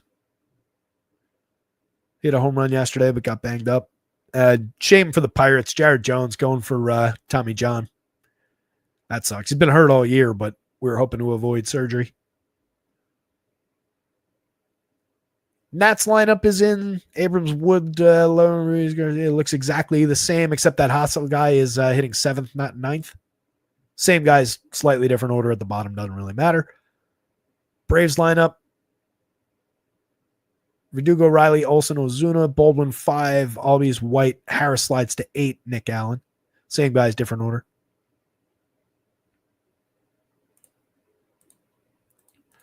All right, so no Phil's lineup yet. I don't think we want to play Carson Palmquist. 4 innings in his debut, pitched to an 11.25 ERA. It's a noteworthy stuff plus mark, though. The Arsenal was obviously sharp. That resulted in, it was 4 innings, faced 19 hitters against Arizona at Arizona. Kind of an unfair spot to make your MLB debut. 5 earned runs, struck out no one, walked 1. In the minors, 35 and a third this year, had a 3.82 ERA, but a 5.05 xFIP. Last year, over 117 and 2/3 in 27 starts, 18 of them at AA, 9 of them at AAA. He pitched to a 3.98 ERA, but a 4.35 xFIP. He's only 23, or 24 now. He was 23 last year, so duh. So, reasonably on track as far as pitching at level at age. And it was PCL. So you do have a little bit of downside for pitchers in that league. He did pitch to a 29% strikeout rate last year, 12.1% walks though. This year in the small sample, that was 30.2% strikeouts, but again, 12.1% walks. It's always been fairly high strikeout, but also pretty aggressively high walk. So the strikeout rate probably explains why the Stuff Plus looked pretty good. Stuff Plus does function in a small sample.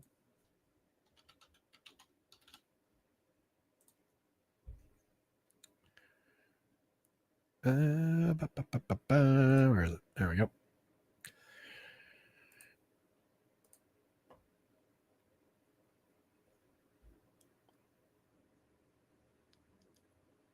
Yeah, solid marks across the board as far as the actual nature of the arsenal. Only the change didn't grade out well.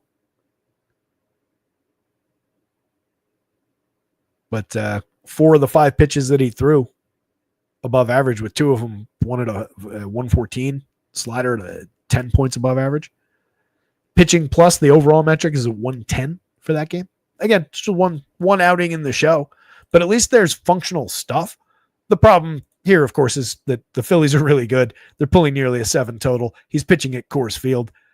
5,000 on a day where there are not many arrows in our quiver or darts in our dart holder. If you're feeling crazy, go for it. I don't think it's overly viable. Like, even if he gives you 5 innings and a handful of strikeouts, which again, he didn't find any strikeouts with that good stuff the other day, the Phils are probably still really likely to put 4 or 5 runs on his head. So you're just really unlikely to get there. Taiwan at 7,000, 8,000 against this atrocious Rockies lineup. I favor the Rockies. So does Vegas. 4.78. Taiwan's difficult to justify. 2.62 ERA, but a 4.26 xFIP over his 6 starts. 34 and a third, just a 20.8% strikeout. 9.4% walk. Last year, 7.10 ERA with a 5.29 xFIP over 83 and 2/3 in 15 starts. 15.2% strikeouts, nearly a 10% walk rate was the shame of that pitching staff. I think we target both pitchers with bats. Phillies, Trey Turner, Bryce Harper, Kyle Schwarber. Enough said. They're very expensive. Over 4,000 a piece on FanDuel, over 6,000 a piece on DraftKings, getting into the mid 6s. Schwarber hit his 300th career home run, 17th to, I believe, tie for the major league lead this season. Could easily take the lead tonight. 16.2% barrels, 59.2% hard hits, a 14 plus in the home run model. One of the best 3 true outcomes hitters in all of baseball. He's a monster. If I'm taking a one-off from this game at any price, it's probably Kyle Schwarber. Love the upside. Even lefty. By the way, he's destroying lefties. Underdog has it pinned. So far this year against left-handed pitching, and he's always been good against same-handed pitching, but this year, 317, 456, 794, 16 RBIs. That's entirely out of his control. We don't care, but it's nice. 9 home runs, which leads the league, leads MLB against lefties. Do not be concerned about Kyle Schwarber in any way, shape, or form facing a lefty, especially not this lefty, especially in Coors Field. Bryce Harper, all of that also applies to him. 272, 381, 456, a 389 xWOBA underlying, saying that we're going to go back to comfortable, more familiar territory with Harper before too long. Monster barrel rates and hard hit rates, 7 home runs, 7 stolen bases. It's Bryce Harper. Don't overthink it. Trey Turner at 305, 359, 405, looking a lot like Trey Turner. You just go there. A little bit of a lack of power recently. Only 2 home runs, just to 100 ISO on the nose. Something to watch, maybe keep in mind. It's a different version of Trey Turner, but the version that's hitting doubles and triples and getting, or even just singles and setting the table for these other guys, stealing some bags, is entirely valuable in Coors Field. And then we get cheaper. On FanDuel, it's a little bit bigger of a step down than it is on DraftKings for the next couple hitters. 54.33 for Nicky Castellanos, more affordable on the blue side. 281, 322, 411, a 330 xWOBA, 4 home runs on the board. Looks just like Nick Castellanos to me. JT Realmuto, I love the barrel rate of 11.1, 45.4% hard hits. Both numbers up a little bit. The barrel's up a little bit. The hard hits, technically, down a half a point, but we'll give him credit for the same number. 6.98 in the home run model today, drawing more walks than he did each of the last 2 seasons, with strikeouts being exactly the same as they were last year so far. Underperforming that xWOBA at 334. Definitely should see a climb in the 228, 307, 369 slash line. He's hit 4 home runs, stolen 4 bases, eminently playable at 5,000 on DraftKings, 3,300 on FanDuel. It can definitely get into some shares, both with Bryce Harper and if Bryce Harper is not in the lineup. Alec Bowman, 43.32. We've talked about at length. Tons of high quality bat on ball out of this hitter. I don't really care that the results are sitting at 264, 305, 362 because I know he's better than that. The contact is up from last year when he was already very good. 8.3% barrels and 47.6% hard hits, up from 6.5 and 45.1. Low strikeout at 16.6. It's technically up a couple points. So is the 4.3% walk rate is down a couple points. That's maybe where a little bit of the slippage in the on base has come from. Maybe a little bit of the slippage in total number of hits, but he is excellent for bat on ball. Even with that slight uptick in strikeouts, that's still a phenomenal low strikeout rate. And he's very, very cheap for the quality. 4,300 at third base on DraftKings. If you're just hunting for a one-off from this game, that's a phenomenal one-off to use.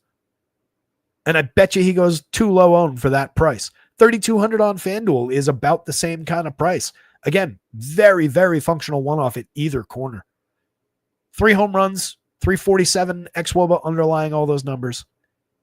Going to be perfectly fine in the long term. Very, very appealing today.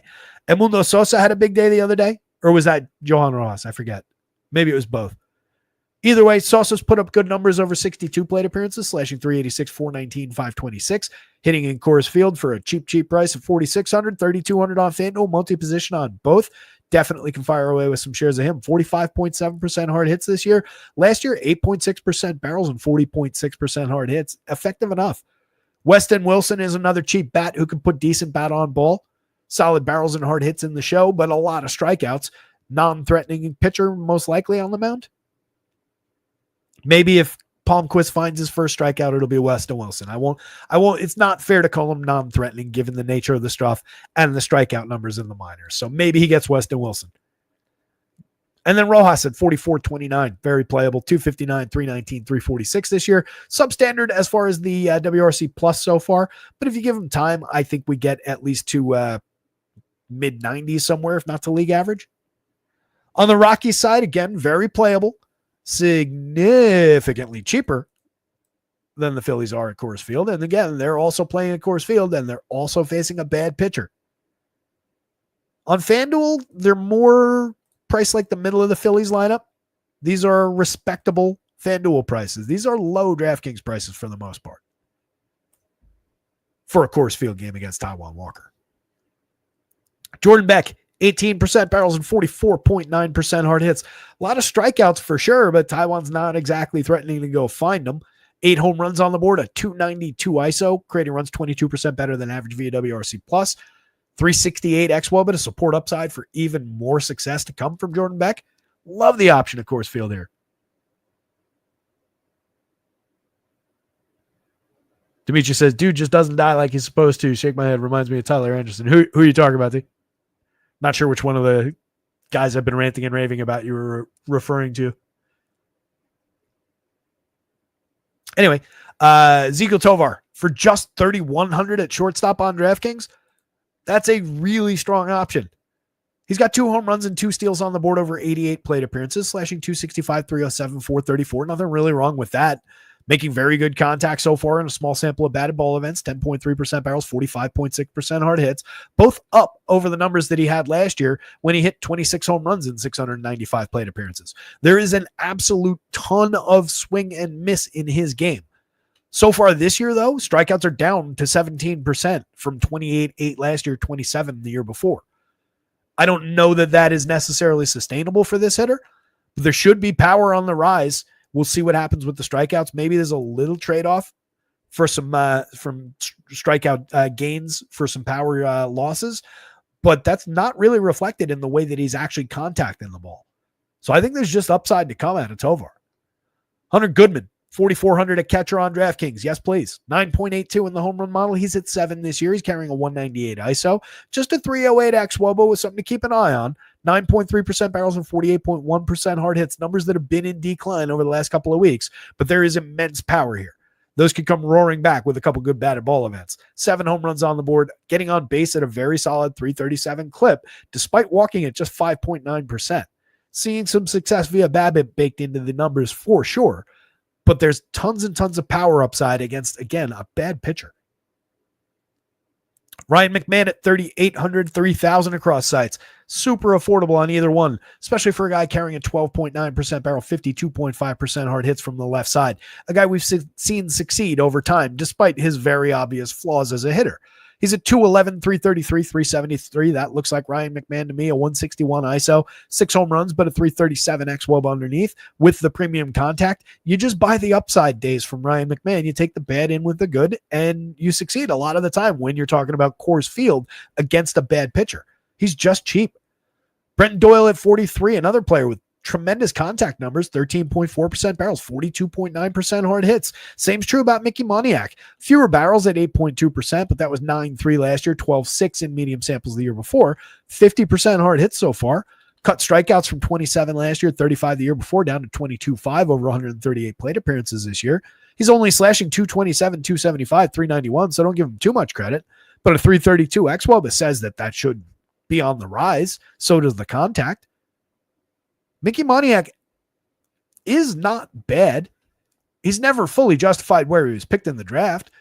But last year, over 418, he did hit 14 home runs and stole 8 bases. The slash line's completely underwhelming. So was the WRC+, but for counting stats, that's okay over 418 plate appearances. Year before that, he was downright good over 323 in his first full opportunity.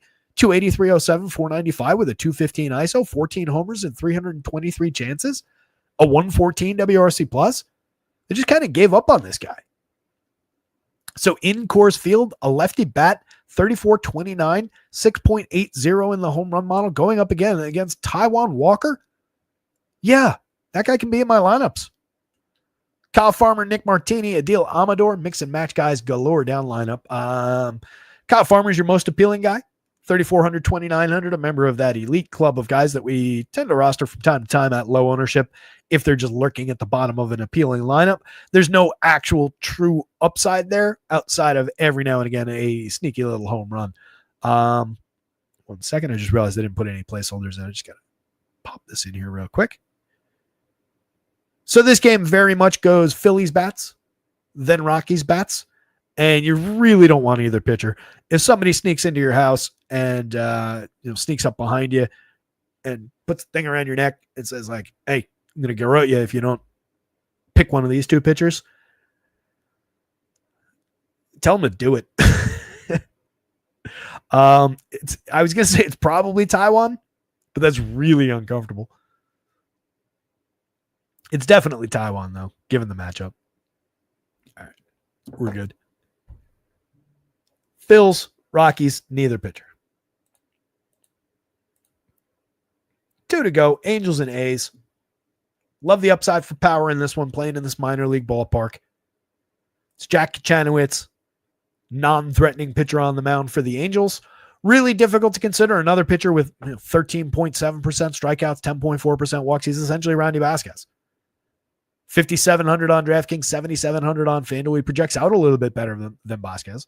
Last time out, he went 6 2/3 against the Dodgers. Was a super impressive day. Struck out 5, but still walked 4. Got really lucky to get through that game. 1.35 ERA for that game, but a 3.61 xFIP. Did the same thing the game before that. Just 1 earned run on 4 hits, 5 2/3 against Baltimore, a disappointing team overall this year. 4 Ks, 4 walks. 5 earned runs to Detroit, 3 to Seattle. Just 2 to Pittsburgh, but 4 to Texas, 6 to Houston. Super, super gettable pitcher. He's given up plenty of home runs so far, 3.32% home runs on a lot of hard hits, a lot of exit velo, a lot of barrels. He does keep launch angle down a little bit. It has a little bit of an impact in the power marks for the Athletics. You still do get Brent Rooker above the magic number, but even Soderstrom slipping below at 9.30. Langoliers at 8.37. Kurtz at 7.32. He hit his second last night. You do still have a lot of power showing here. Lawrence Butler up at the top of the lineup at 8.28. So while they're maybe not quite as high as one might expect against a pitcher like this, there's still very strong power numbers here showing for the A's. 5.99 implied total, rivaling Coors Field. 6 home runs on deck for Lawrence Butler so far, 232, 297, 395. Disappointing slash line, but just last year, 262, 317, 490, a 228 ISO, 22 homers and 18 steals in just 450 plate appearances. Pretty solid. Jacob Wilson's been fantastic this year. Another player, I don't get it. 4,100? Are you kidding? All this guy does is put the ball in play. All he does is collect base hits, score runs. This is a good fantasy contributor. 5.1% strikeouts, 5.1% walks. It's just constant balls in play. He's barreled a couple, 2.9% so far. He's hit 5 home runs and stolen 4 bases. It's a little bit better as far as the power upside than 1 than I was expecting, but 2 than probably a guy like Luis Ariz. I won't say that he's necessarily better for pop than Stephen Kwan, but it looks like he's at least along those kind of lines. The hit tool is at least very, very real with this kid, though. That is who he was supposed to be. 381 on base is silly. 148 WRC plus. I don't get it at 4,100 shortstop. Definitely a good spot to put him. Tyler Soderstrom 45.34. Price is down on DraftKings. He did go into a bit of a slide, especially for power. He's only at 10 home runs after hitting 9 in the first month or so of the season. Second month, only hit 1. 270, 329, 481 overall, though. 212 ISO, 379 xWOBA tells us some of those numbers should come trend back upward. Even if it holds right here, that's not inappropriate. 15.6% barrels, 53.9% hard hits. There's a lot more power to come in the long term from Tyler Soderstrom. Brent Rooker at 5,000, 3,300 against this pitcher is cheap. 13.5% barrels, 44.7% hard hits. Those numbers should climb. 10 homers on the board, 200 ISO, 379 xWOBA. It's Brent Rooker. Don't overthink it against this pitcher. Fire away. Langoliers at just 4,000 now. 3,000 on FanDuel. This is Shea Langoliers kind of just fully doing what he does and overperforming as far as that average goes. 256, 320, 463. You're not going to get him much better than this outside of his power. 206 ISO at 354 xWOBA, 9 home runs in 178 chances. Last year he hit 29 in 534, but slash 224, 288, 450. You see my point, I think. So I don't really get why he's only 4,000. 11% barrels, 45.6% hard hits. Those numbers jibe completely with each of the last couple seasons. Strikeouts are way down. He's nearly cut strikeouts in half. Push walks up a little bit. This is the best stretch he's been. Miguel Andujar, very solid hit tool. 318, 343, 450 over 137 chances now. Putting balls in play. He's barreled a couple. He's hit 3 home runs. He's an effective bat for this team. Kind of risen from the dead. 125 WRC plus. Kurtz up to a 9.6% barrel, 44.2% hard hits. You can see how those numbers swing in small samples. Made good contact yesterday, resulted in a home run. Love the upside for more power to come. 72 WRC plus, just a 295 xWOBA. We don't really see it in the numbers yet, but we know what the minor league numbers look like. Luis Urias and JJ Bleday, we talk about a lot. Urias 6 home runs, Bleday also 6 home runs on the board. Urias probably the more reliable and probably slightly higher ceiling of the two, but Bleday, an effective lefty who can put the ball in play with a decent line drive ability and a little bit of home run upside. Urias a little bit more home run upside. The Angels bats, they're going up against JP Sears. They're pulling a mid-4s total as well. 4.64 implied. Solid looking spot. 8, 9 in the home run model with an 11 in the middle. This team and their power upside looks a lot like this team and their power upside, even though this team's pulling a run and a half again on top as far as the implied total. I would think that renders the Angels a little bit lower owned. You get him against JP Sears, who, again, can be effective. 3.31 ERA, not bad, but a 4.45 xFIP is the real number. We've seen enough JP Sears over time to know that that's true. Just 8.3% swinging strikes, 26.7% CSW. Neither of those numbers is good. It's resulted in an 18.8% strikeout rate, which is at least somewhat respectable given those. And it comes against just a 5% walk. That's an effective enough for a low-end pitcher strikeout to walk ratio. It's not prime by any means. It's not a target. But it makes you okay. He's way too expensive at 8,800 on FanDuel to really want to tangle with it, even on a short slate like this. He's more in play at 79 on DraftKings. I think you can, given how short the slate is, if you're building 150 on FanDuel, you can go there a few times. Sure, he'll be low owned, but that's too high a price. If you're going to the Angels bats, Zach Neto's an absolute priority at 4,600. He's way too cheap on DraftKings. Yet another player on that list. 35 on FanDuel is the correct price. He's got 7 home runs and 7 stolen bases in just 125 plate appearances this year, following up a season in which he's hit 23 homers and stole 30 bags over 602. I feel like we can safely say that Zach Neto's pretty good at this game. 249, 318, 443 last year. Creator runs 14% better than average, had a 194 ISO. This year he's at 278, 328, 539 with a 261 ISO and an underlying 409 xWOBA that tells us these numbers should go up even further. Neto's just good. 17.5% barrels, 51.3% hard hits. You've got too many cheap options on DraftKings today to even count. Nolan Shanuel, effective enough for on-base correlated scoring. Another spot where I continue to think those should be flipped in their batting order. But I'm not managing the team. Joel Moncada, 4,200, 2,900, having a very effective season so far for premium contacts, 16.7% barrels, 41.7% hard hits. He's striking out a lot, but he's also drawn some walks over 83 plate appearances. He's hit 4 home runs, 349 on base with a 257 ISO, an underlying xWOBA that supports the upside. I'm as surprised as anyone to see Joel Moncada here, but he's been decent despite a kind of underwhelming front end of the slash line with a 229 average. Hopefully people who think traditionally continue to think he's not good and don't play him because he's been very effective. He's affordably priced on either side at third base.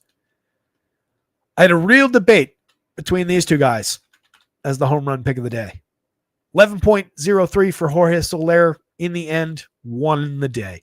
Cheaper price for Jorge Soler. In the end, won the day. Jorge Soler, your home run pick of the day. 6 on the board this season in an underwhelming start to his year. It's another reason I gave it to him. I want to give him the little home run pick of the day jump start. Taylor Ward's been undeniably better. He checks in with an 8.26 that honestly could be a little higher. 13 home runs on the board at 264 ISO, 328 xWOBA, 16% barrels. He's been mashing. But Soler's the guy I have more faith in, and when I can get him this cheap, I love him as a one-off. I think he's going to get popular given the matchup against a lefty that can allow some power here. But undeniable upside. Logan O'Hoppe was also in that conversation. 8.42, not nothing in the home run model for him. He's got 11 on the year. He's been arguably the best bat among the three in terms of reliability. Got an 18.1% barrel that leads the trio. 50% hard hits also leads the trio. So does his 33.6% strikeouts, though. So does his almost total lack of walks. So there's a little bit of downside baked in. At 37 on DraftKings, I love that combination of 3 players for a 3-man. 3,500 apiece, 35-33, so you got to call it 36 technically. If you want to get extended to a 5, you obviously grab Neto. And then either way here, honestly, you're talking about your difference is, do I look for another power bat when I've already got 3 right there? Or do I take the guy who's more likely to be on base when one of those guys goes deep? I probably would go to Shanuel and grab the guy likely to be on base and the guy who's 1,000 cheaper than the other option. That brings me to essentially 3,700 apiece for my full 5-man. I get all 3 power bats plus Zach Neto, their best player, and their best on base option. Their best table setter ahead of the power bats. That's a really, really interesting 5-man. As a 4-man on FanDuel, it works basically the same way, except you've got to obviously make I would probably just make the Sophie's choice around the power bats and roster just 2 of those along with Shanuel and Neto up top and just go like 1, 2. For me, I'd probably just leave the catcher out especially since I've already got a first baseman out of that, and I don't necessarily want to occupy util. So I'll take the 2 outfielders. I'll take the shortstop and the first baseman. I'm at exactly 3,000 apiece with a bunch of power upside. Really interested in that stack. Ohapi, again, super playable. And in that mix, if I build more than one, I probably just rotate Shanuel out and put Ohapi into the second one and play the other 3 guys. Matthew Lugo, mashing in a small sample. 3 home runs on board, over 30 plate appearances, a 29.4% barrel, 70.6% hard hit. Those numbers are phenomenal. They're not going to hold, but he's been really good. He's also striking out at a 40% clip. You can play him. You can also play some Joe Adell, 12.6% barrels, 43.7% hard hits, pulling a really strong projection on both sites, out of line with his performance so far this year, over 131 plate appearances, but not out of line for a 9.17 in the home run model. He's hit 5 homers on the year, just a 164 ISO, but a 327 xwOBA, premium contact galore. This is who he is. He's never going to be consistent, but the power is extreme and very real. I'll show it one more time. I think I've said that every time I've done this. 20 home runs, 15 steals last year. I should commit those numbers to memory at some point in 451 plate appearances. And then Tim Anderson, or the skeleton of Tim Anderson, is lurking at the bottom of the lineup, and you just don't want him. 189, 250, 216. It's just getting sad. A's bats, Angels bats. If you have to, JP Sears, and really only on DraftKings, and really it's not all that desirable. But again, it's a very short pitching slate as far as that mid-board goes. So he's right there. He was the cut line for where I was saying out after this, there's not much playability. So he's in the mix. Last game up, 2 high-class teams. Atlanta, Washington postponed. I knew it.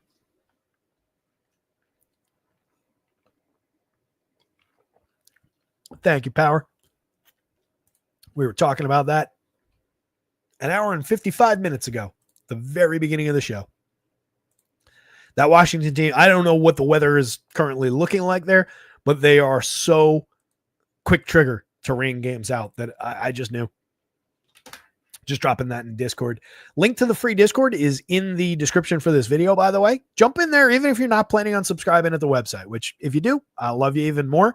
But hop into the Discord, join the community. We're always talking baseball, talking basketball, different sports in there. There's a very active, if nobody's noticed, WNBA conversation going on every day with our guy, I Love the Kush, providing his own projections within the Discord. Not officially a part of the site, but a little bit of a bonus if you're looking to get WNBA into your life.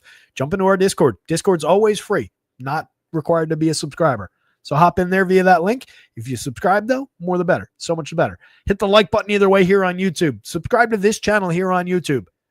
Before you do anything else, hit that subscribe button. It really would help to get those subscriptions up a little bit. So last game up, love the D-backs. Basically against anybody. I just think it's a really good lineup. Araldo Perdomo at the bottom of the lineup. We've talked a ton about over 207 plate appearances so far this season from anywhere in the lineup. The dude's getting on base at a 405 clip. 346 underlying xwOBA. He's hit 6 home runs. He's stolen 11 bases. He's created runs 47% better than average. That is the ideal version of a wraparound player from the bottom of their lineup. 4,300, 3,900. You can see the massive price difference. He's not a good option on FanDuel given that ridiculously high price.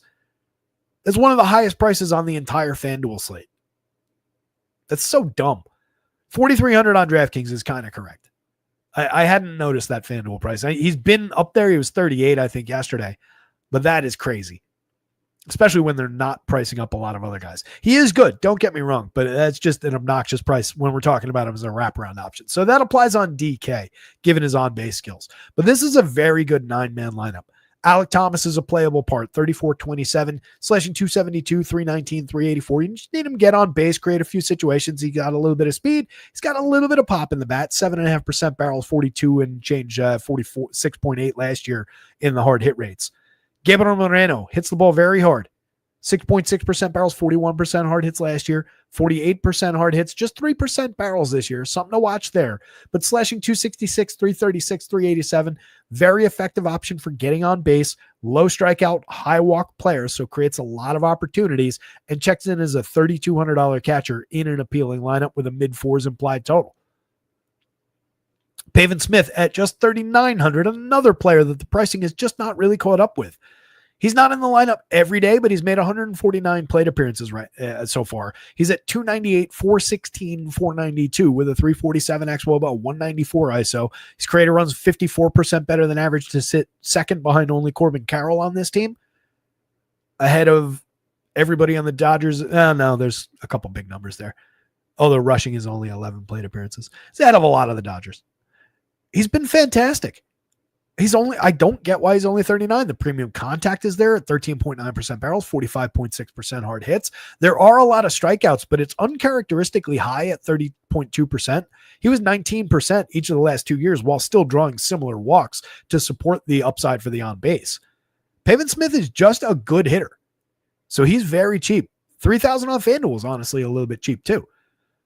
Eugenio Suarez at 45.36, another player differently priced across sites. That FanDuel price is correct and is a little bit higher than that DraftKings. 16.4% barrels, 53.1% hard hits. Not at all reliable for anything other than home runs and maybe the occasional double that scores a few runs. But he's hit 14 homers. He's carrying a 293 ISO at 370 XWOBA, 118 WRC+. He's doing all of those things very effectively and pretty frequently. He's just too cheap on DraftKings. Josh Naylor's only 4,400.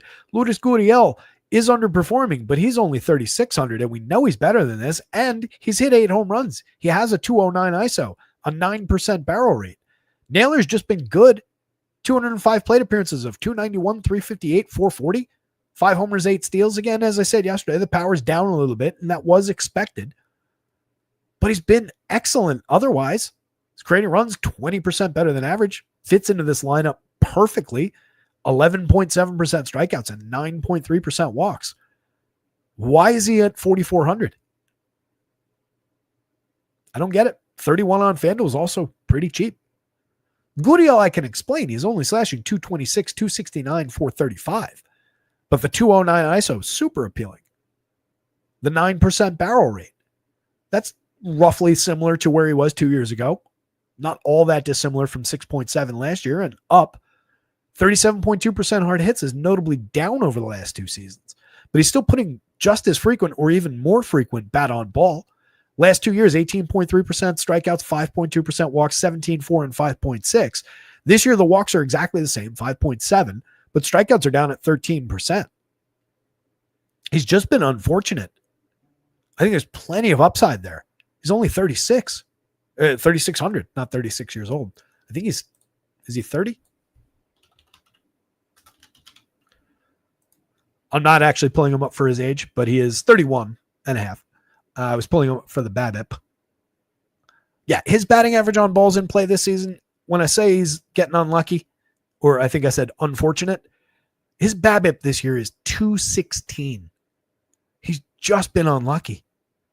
Last year it was 313, year before 282, 346, 305, 351 going back in time. This is we're like 100 points off his typical BABIP. He's been a positive run creator every year in his career so far.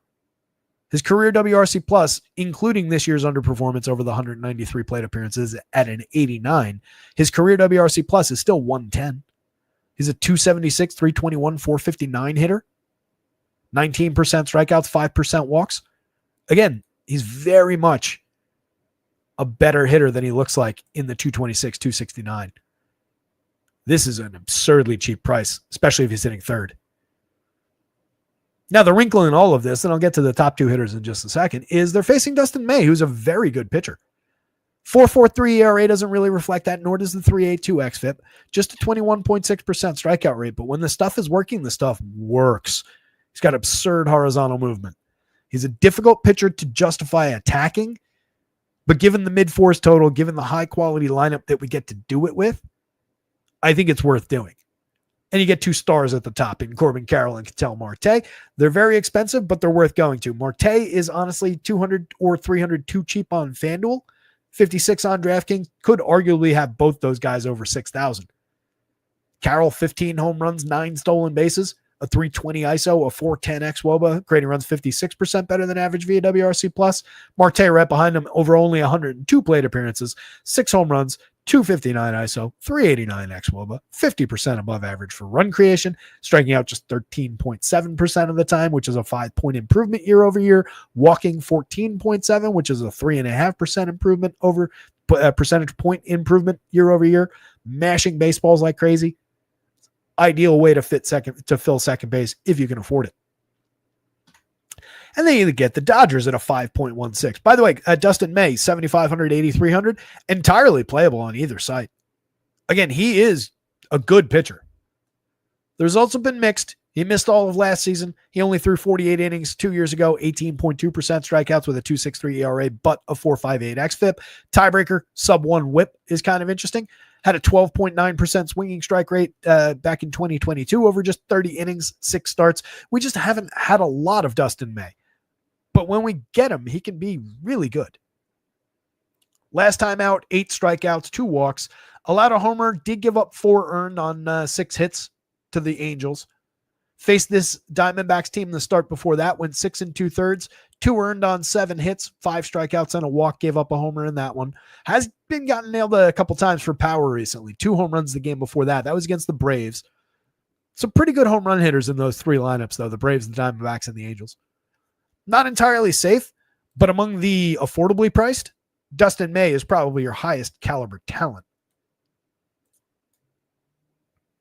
Yeah, well, McGill is a different tier of price if we're considering that $800 more. On FanDuel, those guys are essentially the same price. I probably prefer Tyler McGill, given the slight uptick in strikeout ability. And honestly, with Gausman also in that conversation, that gets more 3-way. Gausman's yet another tier up in price on DraftKings. Yeah, Dustin May is easily sub 8,000. By far your most talented pitcher. Just a really challenging matchup. Corbin Burns at 93-94, speaking of challenging matchups. For one, he's pitching to a 2.56 ERA, but a near 4 xFIP. He's walking 11.6%. That is ugly. 10.9% swinging strikes is still good. 22.6% strikeout rate is still good. But he needs to be better than that if he's going to be walking nearly 12%. He's kept the ball down somewhat effectively, 8.2 degree average launch this year, 11 degree last year, 10.5 the year before. So a little bit of an improvement in that, which is lucky because barrels are up, hard hits are way up, exit velo is way up. He's given up a lot of premium contact, probably gotten a little bit lucky, or it's just come through, checking launch angle to keep home runs at just 2.63%. Just a 102 mark by Stuff Plus. There's a notable downturn in Stuff Plus year over year as well. Strikeouts have been on the decline. Stuff has been on the decline. There's reasons to, be a little bit concerned about Corbin Burns for the long term. For this start at 93-94, he projects downboard from some of the other top end pitchers, obviously, because he's facing the Dodgers. But he's playable given the shortage of high quality arms, and we did lose AJ Smith-Shawver. So keep in mind, he's not there anymore as we consider these options. So Burns has to be in the conversation. Unfortunately, they haven't really discounted him, for one, for facing the Dodgers, and for another, for just the general underperformance. It would be fair to have him at like 89 FanDuel, 89 on either side, somewhere in there. Just take him out of the 9s. But we got to be able to go there, especially if you're building more than one lineup. If you're building one, you don't need to use them. But if you're building a bunch, you definitely want to have some shares. Deadly bad matchup, though. 19.7% strikeout rate for this Dodgers team. Shohei Ohtani, Mookie Betts, Freddie Freeman continue to be superstars up top. We did not, to my knowledge, get Teoscar last night. I don't think he started. Did he end up pinch hitting?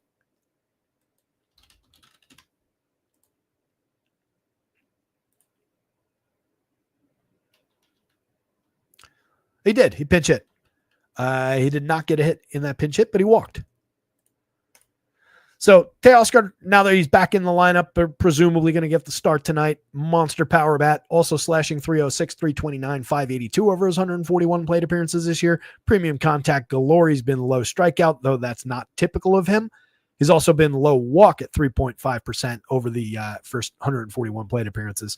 We'll see where those numbers go. But we know what the upside looks like with this player. It's extreme. He's hit 9 home runs in just a handful of plate appearances this year. Just adds upside to this Dodgers team. They're pulling a 5.16 implied total. Max Muncy, 3 home runs on the board this season. 9.5% barrels, 49.5% hard hits.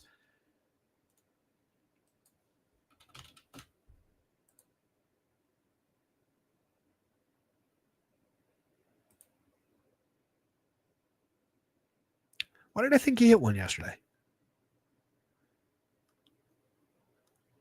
He drove in a run yesterday. That must have been what they were referring to. They said I was watching Central, just half paying attention, and they said, you had the big knock last night when they were talking to him. I thought he had hit another home run, but he didn't. But he did drive in a run. We've talked a lot about Max Muncy. Strikeouts, walks around where they should be. Walks are slightly down, but not in any kind of concerning way. Barrels are slightly down, but we're talking about a percentage point and a half, while hard hits are actually up. It's just resulted in 208, 328, 336 so far. Just a 128 ISO, just 3 home runs, but a 336 xWOB underlying, just a 92 WRC plus. Numbers are going to normalize.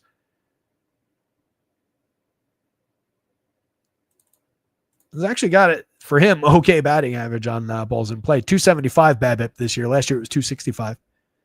Year before 221. I just think we normalize for power given everything that's on display here and what we know about this hitter. If nothing else, he's just cheap. He's 34. He's getting up there overall. This is when declines do start to hit. But I mean, I've got faith. Given that cheap price, helps you average down your top 5. Just straight line the top 5. You're down at 5,300 apiece, 5,240. It's not easy to use, but it helps. You obviously need to go to like 2 of these guys to make that work, really. So if you went, let's say, we'll leave out Ohtani, just for argument's sake. Take those 3 and add Dalton Rushing, their premium catcher prospect. Well, now I'm down at 45.60 apiece from my 5-man. That still includes Mookie, Freddie, Teoscar, and Max Muncy, plus their upside rookie. That's not a crazy expensive stack, or it's at least very playable. Obviously, we want Ohtani. So, all right, fine. We'll leave Freddie out. We'll take a little bit more salary on and get to Shohei Ohtani. And now I'm at 46.20, so we round up to 47. We're still sub 5,000 apiece for that Dodger stack. So getting 2 of these guys into your life does make this playable. Even if you're using the top 3. The 3 superstars. Muntz and Rushing, 47.80, 4,800 apiece, sub 5,000. It's a usable squad, even with all top 3 in. So it pays to click things around with the Dodgers and try and get creative with that stack rather than like looking at the top 3 and being like, well, I can't play all 3 of those guys together. They're too expensive, especially on a day like this with just garbage pitching outside of the top guys. That does mean that you probably want to leave some salary for pitching in a lot of ways. But if those guys get burnt, then this slate is wide open to bats. So you're going to want to consider doing that with some of those stacks. Tommy Edmonds playable at 4,000, 3,500. The FanDuel price is still very high. The DraftKings price has come down appreciably. 248, 288, 504. The DraftKings price is now more correct. He's hit 8 home runs, still has a 256 ISO because of the hot start to the season, but this looks a lot more like Tommy Edman. Andy Pajas is just good. 8.7% barrels, puts good bat on ball. 274, 326, 482. 9 home runs on the board, a 208 ISO. I'm a believer. Rushing's been excellent over his 11 plate appearances so far. 2,900. I think we get him while he's cheap. And then Ha-Seong Kim's had a good debut over 39 plate appearances. Got a home run, 3 stolen bases. Is supposed to be a pretty good hitter. I don't think it continues at this level, but he's supposed to be good. There's a reason the Dodgers went out and brought him over.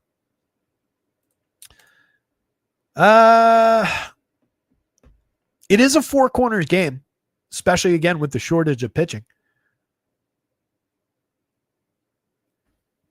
I think it's bats, though. I think it's Dodgers bats, Diamondbacks bats.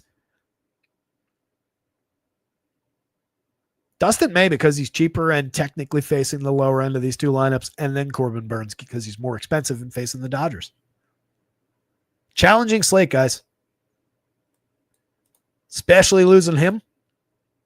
That makes it really, really difficult. I like it when it gets like this. I think it pays the sharper players. I think it pays those of us who pay attention, those of us who are here for this and this dialogue that we have, as always. This is a dialogue, not just me lecturing, even though a lot of times it turns into a 2+ hour lecture.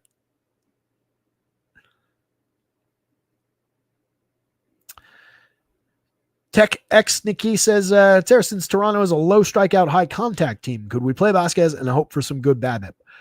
Yeah, that would be like the argument, right? Would be that just they get unlucky with their balls in play. You get a lot of outs, some quick innings. The expectation at most with him, though, is 5 or 6 innings of not necessarily clean, but you hope he keeps it to like 2 runs, and you hope he finds his way somehow to 4+ strikeouts. I was going to say 5, but even that felt like a stretch. He's very difficult to rely on. But when we at least saw the positive indicator in the fact that the stuff technically, allegedly, is kind of good via spin rate.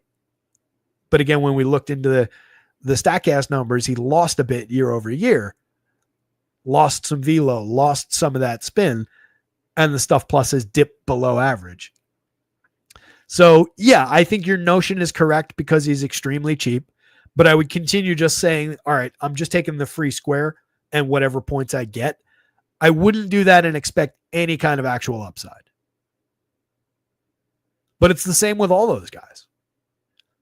Yarbs for 1,000 more is probably better, has a little bit better upside for strikeouts, but is in no way any safer or any more likely to give you a ceiling. And he's probably more limited for innings. I think you max out at 5 innings with Yarbs. Palmquist, there's no faith in any of that coming through, but at least did have decent strikeout numbers in the minors and is only 5,000.